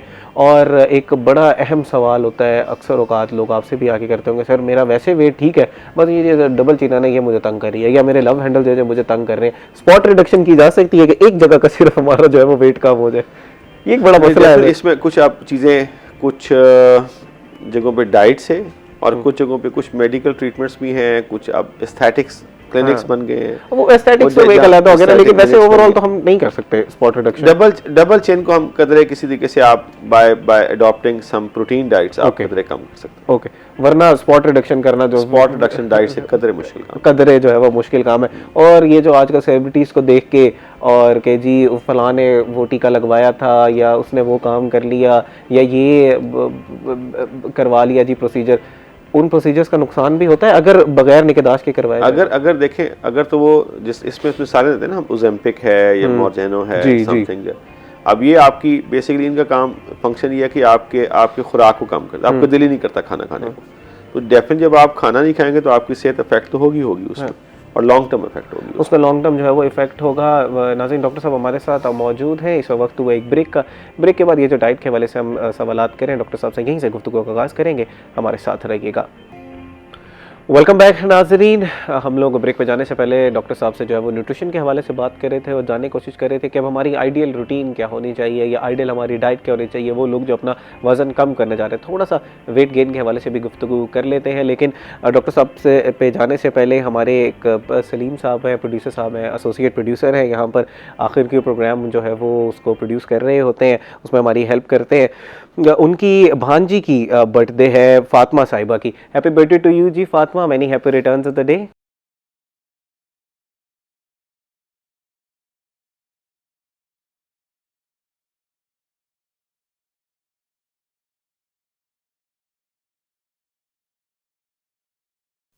Happy birthday to you ji Fatima, many happy returns of the day, और अल्लाह ताला आपका जो मुस्तकबिल जो है वो अच्छा करे। नाज़रीन, इन्हीं के साथ साथ हमारे रिपोर्टर साहब हैं, सीनियर रिपोर्टर हैं वसीम शहजाद साहब, उनकी भी आज बर्थडे। हर दिल अजीज़, बड़ा कुछ उनसे जो है वो ज़ाती तौर पर सीखने को मिलता है। बड़ी मुश्किल जो है वो उर्दू का इस्तेमाल उनकी तरफ से किया जाता है, और हमें गाए बगाए बता भी रहे होते हैं कि भाई उर्दू का इस्तेमाल किया करो, ये हमारी ज़बान है, इसको सीखो, उसके ऊपर काम करो। और सोशल मीडिया इन्फ्लुएंसर हैं वसीम शहजाद साहब। हैप्पी बर्थडे टू यू जी, many happy returns of the day.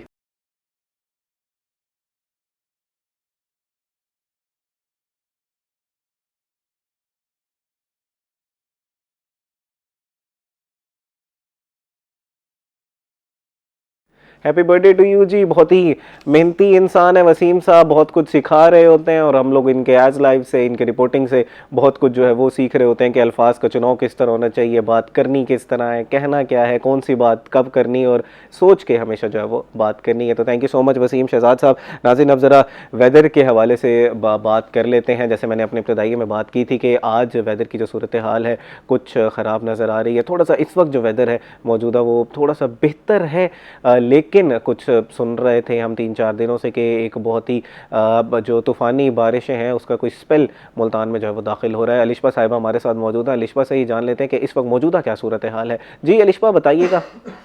Multan के मौसम की बात करें तो आज सुबह सवेरे से ही मुल्तान का मौसम जो है सुहाना है। मुल्तान शहर पे बादलों का राज है। जो ईद के तीसरे दिन गर्मी का आगाज़ हुआ था, आज जो है वो थम गया है।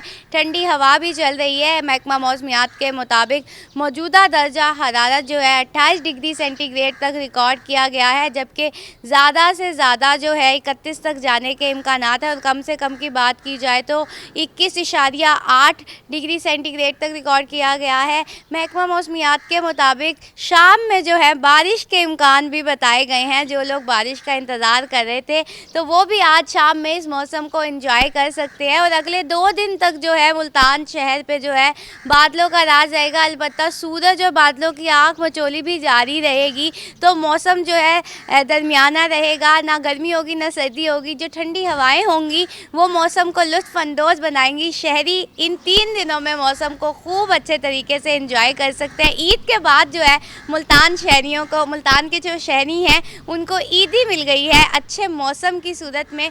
महकमा मौसमियात का ये कहना है कि अगले 2 दिन तक जो है मुल्तान शहर का मौसम इसी तरह रहेगा, जबकि आज शाम में बारिश के इम्कान भी बताए गए हैं। जी, thank you so much Alisha साहिबा, बड़ा तफसीलन आपने बताया। और अलिशा साहिबा जिस तरह बता रही थी, ऐसा लग रहा है कि वो काफ़ी ज़्यादा वेदर को जो है वो एंजॉय कर रही हैं और बड़ा वेट कर रही हैं कि कब शाम को बारिश होगी और उसमें फिर पकौड़े बनाए जाएंगे, चाय के साथ जो है उसको सर्व किया जाएगा। तो आप लोग भी वेदर को एंजॉय कीजिएगा। और नाज़रीन, इसी के साथ साथ इसका भी ध्यान रखिएगा कि अब ये जो बदलता मौसम होता है, इसमें ही हम लोग अपनी कोताहियाँ करते हैं, गलतियाँ करते हैं, जिसका फिर हमें खुमियाजा भुगतना पड़ता है और फिर हमारी तबीयतें ख़राब हो जाती हैं। तो वेदर को लाजमी तौर पर एंजॉय कीजिएगा, लेकिन उसके साथ साथ अपनी सेहत का भी ख्याल रखिएगा और अल्लाह ताला से दुआ कीजिएगा कि ये बाइस रहमत हो, हमारे से बाइस ज़हमत ना हो। नाज़रीन, अब अपने हम लोग दूसरे रिपोर्टर साहब की तरफ चलते हैं, सलमान साहब की तरफ चलते हैं, जो कि इस वक्त फ्रूट्स मार्केट में मौजूद हैं और सब्जियों और फलों के रेट के हवाले से हमें आगाह करेंगे। जी सलमान साहब, क्या सूरत हाल है मार्केट की?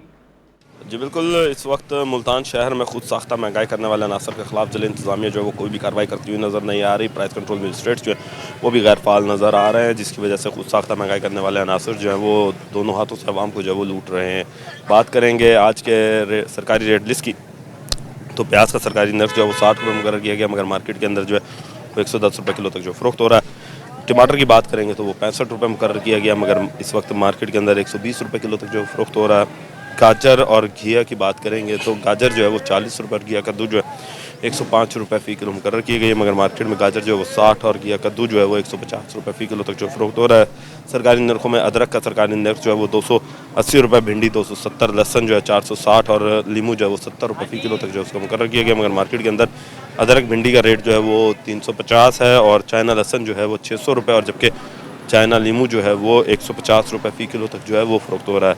अब बात करेंगे हम फलों की, तो फल भी आम शहरी की दस्तरस से बाहर है। सफ़ेद रंग का सेब जो जूस में इस्तेमाल होता है उसका सरकारी नर्ख 220 रुपये है और काला गुल्लू सेब जो खाने के लिए इस्तेमाल होता है या फ्रूट चाट में इस्तेमाल होता है वो 400 रुपये फ़ी किलो जो उसका रेट रखा गया, मगर मार्केट के अंदर सफ़ेद सेब की कीमत 300 रुपये और काला गुल्लू जो है वो 600 रुपये किलो तक जो फ़रोख्त हो रहा है। इसी तरीके से अनार की सरकारी कीमत जो है वो बहुत कम है, 590 रुपये उसकी सरकारी कीमत है, मगर मार्केट के अंदर ये 700 रुपये फ़ी किलो तक जो फ़रोख्त किया जा रहा है। लड़काना अमरूद और स्ट्रॉबेरी उनके नर्ख जो है वो कम हुआ है। लड़काना अमरूद का सरकारी नर्ख जो है वो 120 रुपये और स्ट्रॉबेरी का नर्ख जो है 185 रुपये रखा गया है, मगर मार्केट के अंदर इस वक्त लड़काना अमरूद और स्ट्रॉबेरी जो है वो इस वक्त महंगे दामों फ़रोख्त हो रही है। 200 रुपये लड़काना अमरूद का रेट जो है वो मार्केट में फ़रोख्त हो रहा है और स्ट्रॉबेरी जो है वो इस वक्त 350 रुपये फ़ी किलो तक जो फ़रोख्त हो रही है। इसी तरीके से केलों की बात करेंगे तो केले जो है वो 200 रुपये फ़ी दर्जन उसका सरकारी नर्ख रखा गया, मगर मार्केट के अंदर ये 250 से 300 रुपये फ़ी किलो तक जो फ़रोख्त किए जा रहे हैं। ब्रायलर चिकन की बात करें तो इस वक्त ब्रायलर चिकन जो है उसकी ऊँची उड़ान है। सस्ता प्रोटीन जो है वो अब शहरियों को सस्ता नहीं रहा, 560 रुपये उसका रेट हो गया और जो अंडे हैं वो 207 रुपये फ़ी दर्जन जो है मुकर्रर किए गए हैं। ज़िला इंतजामिया से गुजारिश की जाती है कि प्राइस कंट्रोल मजिस्ट्रेट्स को फाल करे ताकि शहरी सस्ती में सब्जियाँ और फल जो है वो खरीद सकें। जी thank you so much Salman साहब, आपने तफसीलन आगाह किया कि इस वक्त मार्केट की क्या सूरत हाल है। नाज़रीन, जिस तरह सलमान साहब बता रहे थे कि जो सरकारी नर्ख हैं उन पे चीज़ें आवाम को नहीं मिल रही। हुकूमत जो है वो बहुत कोशिश करी है कि इन्फ्लेशन को किसी तरह कंट्रोल किया जाए, लेकिन यहाँ पर वो जो नाजायज़ मुनाफाखोर हैं वो आवाम की मुश्किलात का फ़ायदा उठाते हैं। ख़ासतौर पर हमने रमज़ान में भी देखा कि नाजायज़ मुनाफाखोरी की गई। बहरहाल इस दफ़ा की जो सूरत हाल थी वो खासी कंट्रोल करने में हुकूमत जो है वो कामयाब रही। अभी ये जो प्राइस कंट्रोल मजिस्ट्रेट मजिस्ट्रेट्स हैं इनको भी फाल करने की ज़रूरत है, ताकि ये जो अभी इस वक्त जो सूरत हाल है उसको भी कंट्रोल किया जा सके। नाज़रीन, अब थोड़ी सी एक और बर्थडे है, उसको विश करते चलते हैं। ज़ुबैर साहब हैं हमारे, NLE सीनियर NLE हैं, उनके बेटे की आज बर्थडे अफ़ीउल्ला साहब की। Afiullah, happy birthday to you जी, many happy returns of the day.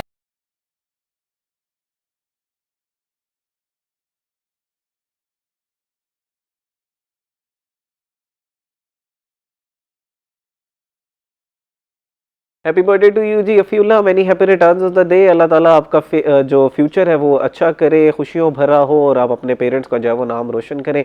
नाज़रीन, अब वक्त हुआ एक ब्रेक का। ब्रेक के बाद हम डॉक्टर साहब से जो न्यूट्रिशन के हवाले से गुफ्तगू करे थे उसी को कंटिन्यू करेंगे, हमारे साथ रहिएगा। वेलकम बैक नाजरीन। अब ज़रा हम लोग डॉक्टर साहब से गुफ्तगू कर लेते हैं न्यूट्रिशन के हवाले से। हमने एक डाइट प्लान बनाया था जिसमें हमने वेट लॉस के हवाले से बात की थी। अब ज़रा इसमें वेट गेन के हवाले से भी बात कर लेते हैं। दूसरा, शुगर की बारे में हम बहुत ज़्यादा सुनते हैं कि इसको नहीं लेना चाहिए या मुज़र सेहत है, अगर इसका ज़्यादा इस्तेमाल किया जाता है तो फिर इसके नेगेटिव इम्पैक्ट होते हैं। उस हवाले से भी थोड़ा सा बात कर लेते हैं। और ये जो हम कार्बोनेटेड ड्रिंक्स पीते हैं उसका क्या इम्पैक्ट होता है, उस पर भी तफसील गुफ्तगू कर लेते हैं। जनाब, पहले तो थोड़ा सा ड्रिंक्स पर बात कर लेते हैं, फिर हम जो मीठे के हम लोग बहुत ज़्यादा शौकीन हैं, ईद पर भी हमने बहुत ज़्यादा खाया, तो इसका इम्पैक्ट होता है, नेगेटिव इम्पैक्ट होता है अगर आप बहुत ज़्यादा शुगर इस्तेमाल करते हैं? बहुत ज़्यादा इसका नेगेटिव इम्पैक्ट है हमारी सेहत पे, क्योंकि हम तो खुद न्यूट्रिशन में रिकमेंड करते हैं कि हमारा जो रोज़ाना की बुनियाद पर अगर हमने चीनी जैसे जितने भी ड्रिंक्स हैं, हद भी हमें उसको लगाएं तो हमें इसको रोज़ाना की बुनियाद पर हम 40 से 45 ग्राम से बढ़ा नहीं सकते। सही। लेकिन हमारी बदकिस्मती ये है कि सद हम नेशनल लेवल पर हम रोज़ाना की बुनियाद पे 110 ग्राम एवरेज कंज्यूम कर रहे हैं। अब जब आप नॉर्मल शुगर्स को 110 ग्राम रोज़ाना इस्तेमाल करते हैं तो ये सारे मसाइल जो अगले हैं, हमारे मोटापा भी है, दिल की बीमारियां, डायबिटीज़ है, कोलेस्ट्रॉल है। अब देखें डायबिटीज़ 3 करोड़ लोगों को डायबिटीज़ हो चुकी है अब तक। फास्टेस्ट ग्रोइंग डिजीज, खासतौर पर पाकिस्तान में तो मसाइल उसमें आते हैं। दूसरी बात ये, जितने भी आपके ये ड्रिंक्स हैं, कार्बोनेटेड ड्रिंक्स हैं, ये तो चले अभी स्कूल्स में, कॉलेज में, यूनिवर्सिटी में बैन हो गए। थोड़ा सा इससे बच्चों में इस्तेमाल वक्त के साथ कम हुआ है, वरना आप घरों में देखें या अभी भी देखें तो ये तो हमारे बच्चों के फेवरेट ड्रिंक्स बन चुके हैं। और ये आप देखें 100 ml अगर हम एक पी रहे होते हैं, ड्रिंक पी रहे हैं, तो हमें 45 कैलोरीज दे देता है। अच्छा। अब आप देखें एक स्मॉल पीस ऑफ जो मिठाई का एक टुकड़ा खाते हैं वो हमें 200 कैलोरीज देता है। एक गुलाब जामुन 250 कैलोरीज देता है, एक बर्फ़ी का टुकड़ा 250 देता है। तो आप सोचेंगे अगर हम एक दिन में 2 या 3 भी इस्तेमाल कर रहे हैं कॉमनली तो हमारा क्या होगा उसमें। अच्छा, और ये जो ड्रिंक्स हैं, चाहे चाय हो या ड्रिंक्स हो, वो तो हमारा सोशली उसके लिए इस्तेमाल होता है। अच्छा, 2-4 दोस्त खड़े हुए, बोतल ले लो जी, बोतल ले लो, चाय पी लो जी, सारे इकट्ठे हो। इस चीज़ को ज़रा अवॉइड करें अगर अपनी सेहत का जो है वो ये सेहत के लिए नुकसानदेह, इसको हम शुगर बॉम्ब्स कहते हैं। तो ये तो हमारे शुगर बॉम्ब्स हैं। ये शुगर बॉम्ब जितने कम इस्तेमाल करेंगे उतनी हमारी सेहत बेहतर होगी। अब सर थोड़ा सा वेट गेन की तरफ गुफ्तगू कर लेते हैं। बहुत ज़्यादातर लोगों का मसला ये होता है कि सर हमारा वज़न कम नहीं हो रहा है, पैसा आएगा वो चला जाएगा, वज़न एक दफ़ा आ गया फिर उसको जो है वो नहीं जाता, बड़ा मुश्किल ही हो जाता है। लेकिन जो वेट गेन है बहुत से लोगों का ये भी एक मसला होता है। अच्छा, इसमें बॉडी टाइप से बता दीजिएगा। बहुत से लोग ऐसे होते हैं वो जितना मर्जी खा लें नहीं लग रहा होता, वो 2-2 हज़ार कैलोरीज भी खा रहे होते हैं, 2500 कैलोरीज भी खा रहे होते हैं, लेकिन उनका वेट गेन नहीं हो रहा था, मेटाबॉलिज्म उनका शायद फास्ट। कुछ जगहों पे ये मसाइल आते हैं, मैंने पहले बात भी की ना कि ओबेसिटी या वज़न जो है वो आपके जीन्स के साथ भी जुड़ा हुआ है। तो कुछ लोगों के जीन्स ऐसी टाइप के होते हैं कि उनके अंदर जो फैट्स जमा होने की सलाहियत है, जो आपकी ये पेट के ऊपर हमारी जमा होती है ना, टिश्यूज़ बनती हैं, उनके अंदर बनने की रेशो कम होती है। तो अल्टीमेटली जितना मर्जी खा लेंगे उसमें फैट्स जमा नहीं होती। लेकिन अगर ऐसी कई जगहों पे कुछ चीज़ें ऐसी जहाँ पे कुछ सेहत के मसाइल होते हैं, तो अगर हम वो सेहत के मसाइल हल कर लें, यानी कि बास का जो आपका स्टोमिक से लेके जो आखिरी सफ़र है वो ठीक नहीं होता, अगर हम उसको ठीक करें तो बेहतर भी हो सकता है। तो ये इसमें ट्रायल किए जाते हैं और कामयाब भी हो जाते हैं उसमें। ठीक हो गया। अच्छा सर, वैसे ही एक प्लान बना लेते हैं वेट गेन के लिए। कितनी कैलोरीज खानी चाहिए? आपने 1800 कैलोरीज का पहले एक प्लान बनाया था, 1700-1800 कैलोरीज का। अभी जरा कितनी हमें कैलोरीज खानी चाहिए अगर वेट गेन करना चाह रहे हैं? वही एज उसको वाइस वर्सा कर लें, उसको वाइस वर्सा कर आप करें। वहाँ पे सिर्फ थोड़ी सी क्वांटिटी कदर चेंज कर लें। अगर नॉर्मल जो हमने उसकी एक्सरसाइज को मेंटेन रखेंगे, एक्सरसाइज कम नहीं करेंगे, एक्सरसाइज थोड़ी सी क्वांटिटी कम कर देंगे तो 45 मिनट्स से यहाँ पे हम मिनिमम उसको रिकमेंड करते हैं 15 मिनट से उसने एक्टिविटी लाजमी रखनी है, उसकी सेहत भी ज़रूरी है। और अगर उसको नॉर्मल 2200 कैलोरीज चाहिए, 2200 चाहिए, तो अब हम उसको 300 कैलोरीज बढ़ा के 2500 कर देंगे। ठीक, 300 कैलोरीज बढ़ाएंगे। अब जो 300 कैलोरीज बढ़ानी है वो है, उसके अंदर हम ऐसी चीज़ें शामिल करेंगे जो उसका जो प्रोटीन मैस है वो बना रही होंगी। अच्छा, इसके अंदर हमारे पास मुख्तलिफ ऑप्शन मिलते हैं। मसला हम इसमें एक रेसिपी बनाते हैं जिसमें हम इधर से तिल, चने का आटा और साथ इसमें जो है ना देसी घी शामिल करते हैं। ये तीनों मिला के हम एक जिस तरह से एक हलवा बनाते हैं ना, एक तिल और इसका एक कम्बिनेशन बनता है, हम इसको अरबियंस भी खाते हैं। उससे ये होता है कि उससे वेट गेन जल्दी हो जाता है, सही। यानी कि थोड़ा सा वेट को बढ़ाने में वो ईजी हो जाता है। साथ फिर आप डाइट ऐसी इस्तेमाल करें जो थोड़ा सा वज़न की तरफ लेके जा रही हो, अच्छा, तो बेहतर हो जाएगी इसमें इंशाल्लाह। अक्सर लोग आते जब भी हम वेट गेन की बात कर रहे होते हैं, वो लोग जो जिम जाते होते हैं वो अक्सर क्या करते हैं, वो फिर कार्ब सोर्सेज को ज़्यादा करते जाते हैं। इसका इन द लॉन्ग रन नुकसान होता है, जैसे शक्करकंदी खाना शुरू कर देंगे, रोटियां ज़्यादा हो जाएंगी, बजाय इसके कि प्रोटीन ज़्यादा होता है क्योंकि मसल टूट रहा है, उसने बिल्ड करने के लिए प्रोटीन ज़रूरी है, लेकिन कार्ब सोर्सेज बढ़ जाते नहीं, हैं। उसमें क्योंकि कार्ब्स आपको एनर्जी जल्दी दे देते हैं ना, तो आप योर बॉडी यू फील, आप समझते हैं कि मैं कंफर्टेबल हो गया हूँ।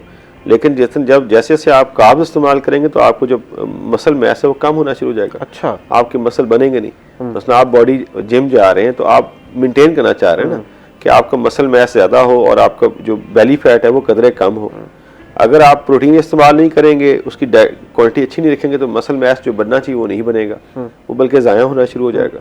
आप कहेंगे हम कार्बोहाइड्रेट्स इस्तेमाल कर लेंगे, कार्बोहाइड्रेट से आपकी मसल थोड़ी बनने, मसल तो बननी है आपके प्रोटीन से। ठीक हो गया। प्रोटीन का इस्तेमाल उसमें बहुत ज़्यादा ज़रूरी है। ज़रूरी हो गया। अच्छा, प्रोटीन का इस्तेमाल बहुत ज़्यादा ज़रूरी है, वहीं पर बहुत से लोग प्रोटीन सप्लीमेंट्स भी इस्तेमाल करते हैं, तो सप्लीमेंट्स इस्तेमाल करने चाहिए इन जनरल बता दीजिएगा, फिर प्रोटीन सप्लीमेंट्स इस्तेमाल करने चाहिए? प्रोटीन सप्लीमेंट्स में अब उसकी टाइप पे डिपेंड करता है ना कि प्रोटीन सप्लीमेंट के जो अंदर कंपोजिशन है वो कौन सी है। अच्छा, अक्सर जिम वाले इस्तेमाल करते हैं अपने मसल मैस को बनाने के लिए, उसकी थोड़ी क्वांटिटी तो हम इजाज़त देते हैं, लेकिन ज़्यादा क्वांटिटी उनके किडनी के लिए नुकसानदेह होती सर किडनी के लिए किस तरह नुकसानदेह, क्या इम्पैक्ट होता है किडनी पे जब आप ज़्यादा प्रोटीन को इस्तेमाल है। करते हैं? जब आप प्रोटीन ज़्यादा इस्तेमाल करते हैं तो प्रोटीन टूट के यूरिया और के जरिए बाहर निकलती है किडनी के जरिए। तो जितनी आपकी प्रोटीन की ओवर कंजप्शन होगी उतना किडनी पे जो है वो ज़्यादा नुकसानदेह होगा। ठीक हो गया। अच्छा सर, अपने कोशिश की कि बड़ी सैर हासिल गुफ्तगू करें, तमाम पहलू से गुफ्तगू करने की कोशिश की। हमने वेट लॉस पे भी बात की, वेट गेन पे भी बात की, गलतियाँ बात की, बदहज़मी, ब्लोटिंग, इन सारी चीज़ों से किस तरह बचना, एक आइडियल हमारी रूटीन क्या होनी चाहिए, उस पर बात की। अगर कोई ऐसी बात है जो हम अपनी गुफ्तगू में, मैं अपने सवालात में मिस कर गया हूँ और आपको लगता है कि बहुत ज़रूरी है उस पर बात करनी चाहिए, तो प्लीज़ उसमें मैं उसमें आखिरी 2 मिनट रह गए, ऑलमोस्ट हमने काफ़ी चीज़ें कवर कर ली हैं। सिर्फ जो यंग जनरेशन है या जो लोग हैं उनके लिए जो मशवरा ये है कि आप अपनी 3 चीज़ों पर ना फोकस करें। सबसे पहला फोकस तो आपका स्लीप साइकिल है कि आपकी 6 से 8 घंटे की नींद और वक्त पे नींद ज़रूरी है। दूसरा, आपका स्लीप साइकिल सोने से पहले का खाना है। अगर आप अपनी सेहत को बेहतर करना चाह रहे हैं तो जो रात का खाना है वो और रात के सोने के टाइम में कम से कम 3 घंटे का गैप लाजमी है। अच्छा, मैं आपका खाना रात का खाना 8 बजे ख़त्म होना चाहिए। सर हमारी तो रूटीन है रात को 12 बजे और आएगा एक तीसरी जो ऑर्डर। आइडियल हमारा मशवरा, हमारे क्योंकि फैमिली कल्चर ऐसा बन गया कि हम रात का खाना सारे इकट्ठे खाते हैं, तो हमारा रात का खाना हैवी होता है। बिल्कुल, हम रिकमेंड करते हैं कि आपको जो दोपहर का खाना है वो थोड़ा हैवी हो सकता है, रात का खाना हमेशा थोड़ा सा लाइट रखना चाहिए। सही। ये थोड़ी सी चीज़ें, और साथ आपका पानी का इस्तेमाल है, और आप अपनी थोड़ी सी वॉक कर लें, जॉगिंग कर लें। कम से कम 15 से 45 मिनट की वॉक आपकी सेहत के लिए रोज़ाना की बुनियाद पर ज़रूरी है। ठीक है। अच्छा, यंग है उसमें फिर भी ओबीस है, आप इसका क्या चीज़ समझते हैं? इसमें हमारा ईटिंग पैटर्न है या हमारा जो मुकम्मल एक लाइफस्टाइल बन चुका है ना, क्योंकि बच्चे उस तरह बाहर नहीं जा रहे, वो वाली हैबिट्स भी नहीं है, खेल कूद भी नहीं है, प्ले स्टेशन पे खेलते रहेंगे, घर में मोबाइल गेम्स खेल लेंगे, फिर ग्राउंड्स भी उस तरह नहीं है। तो इस पर ज़रा बताइए कि ज़्यादा अमल दखल किस चीज़? बच्चों का जो प्रॉब्लम है वो उसका डाइटरी पैटर्न है। हमारे अक्सर बच्चे नाश्ता स्किप कर देते हैं, नाश्ता स्किप करते हैं, स्कूल से वापस आते हैं, अच्छा खाना खाते हैं, जो भी बनाओ, सो जाते हैं, और रात को लेट आवर्स में खाना खाते हैं, खाना फिर सो जाते हैं। तो अल्टीमेटली उनकी डाइटरी पैटर्न हमने घर में डिस्टर्ब कर दिए ना, वो नुकसानदेह है। अच्छा सर, जैसे आप खाने की बात कर रहे हैं, सुबह ब्रेकफास्ट की, ज़ाती तौर पर मेरे भी ऐसा होता है कि अब ये वजह बताइए कि ये वो जो रात को लेट खाना खा रहे हैं उसकी वजह से होता है कि सुबह नहीं आपका खाने का दिल कर रहा होता, आप कहते हैं यार मैंने ब्रेकफास्ट नहीं करना, मैं आके अपने ऑफिस से सुकून से दोपहर का खाना खा लूँगा। उसकी रीज़न है ना कि आप रात को एक हैवी मील ले चुके हैं ना। जब आप रात को हैवी मील ले चुके हैं और आपने रात के बाद कुछ एक्सरसाइज नहीं की, अल्टीमेटली उससे कुछ असरात आपको जिस्म में रह जाते हैं। सही। और सुबह फील करते हैं यार अच्छा ठीक है यार मैं वापसी आके कर लूँगा, और फिर कहीं ना कहीं आपने अपने जिस्म को आदत बना दी है ना। अगर आप एक लंबे अरसे तक नाश्ता नहीं करते या नाश्ता थोड़ा नाश्ता करते हैं तो अब आपको डेफिनेटली उसके बाद आपको जिस समय आपको ज़्यादा खाने में नहीं देगा। अच्छा, अगर यही हमारी, चले बचपन में तो बॉडी अब बर्दाश्त कर जाती है, लेकिन अगर ये हमारी आदत बन जाती है और हम रात लेट खाना खाते रहते हैं तो फिर हमें किस तरह का अल्टीमेटली जो आपकी बीमारियां सारी की सारी बीमारियां, सारी बीमारियों की जो मेन आपकी मोटापा उसकी एक वजह हो सकती है, डायबिटीज़ उसकी वजह से हो सकती है, दिल की बीमारियां उसकी वजह से हो सकती हैं, कोलेस्ट्रॉल उसकी वजह से बढ़ता है, इवन आपके जो लिवर के मसाइल हैं और आपके जो किडनी के मसाइल वो भी सारे इसी की वजह से हो सकते हैं। डॉक्टर तौसीफ सुल्तान साहब, बहुत शुक्रिया जी, आप हमारे साथ आज के प्रोग्राम का हिस्सा बने और हमने बड़ा तफसीलन गुफ्तगू की, तमाम पहलुओं पे न्यूट्रिशन के हवाले से गुफ्तगू की। लास्ट में अगर आप कोई अपना पैगाम देना चाहें तो लास्ट हमारे पास 30 सेकंड्स है, तो प्लीज़। मेरा पैगाम तो दोबारा वही है कि आप अपनी सेहत के लिए हमें लाजमी सोचें, क्योंकि मेरे नज़दीक जो दुनिया में सबसे कीमती इंसान के पास असासा है या कीमती चीज़ है, उसकी सेहत है। अगर उसकी सेहत अच्छी है तो वो दुनिया की हर चीज़ एंजॉय कर सकता है, दुनिया का हर काम कर सकता है। अगर सेहत नहीं है तो वो उसके बाद वो कुछ भी नहीं कर सकता। सेहत नहीं है तो उसके अलावा फिर आप कुछ भी नहीं कर सकते। सेहत है तो जहान है, ये हम बचपन से सुनते हुए आ रहे हैं। तो अपनी सेहत का ख्याल रखें। ये जो हम आजकल हमारा लाइफस्टाइल बन चुका है कि हम लोग काउच पोटैटोज़ हो चुके हैं, बाहर जाने का दिल नहीं करता, तो थोड़ा सा बाहर निकलें, दोस्तों के साथ टाइम स्पेंड करें, स्पोर्ट्स करें, अगर स्पोर्ट्स है तो, नहीं तो जिम जाएँ, अपने एक्सरसाइज के लिए, अपनी बॉडी के लिए कम अज़ कम अगर हम आधा घंटा भी नहीं निकाल सकते तो फिर क्या फ़ायदा। अल्लाह ताला की एक अमानत है हमारे पास, उसका हमने ख्याल रखना है। और एक बीइंग अ मुस्लिम भी हमारी ये जिम्मेदारी है कि हमें अब सेहतमंद रहना चाहिए। तो इन सारी चीज़ों पर अमल कीजिएगा। डॉक्टर साहब ने जो भी मशवरे दिए उन पर अमल कीजिएगा। अपना फीडबैक हमें हमारे इंस्टाग्राम और फेसबुक के पेजेस पर लाजमी तौर पर दीजिएगा। उम्मीद करते हैं कि आज का प्रोग्राम आपको पसंद आया होगा। आपसे मुलाकात होगी कल एक नए प्रोग्राम, एक नए टॉपिक के साथ। तब तक अपने मेज़बान तेहाम आज़म को दीजिए इजाज़त। अल्लाह ने के बाद।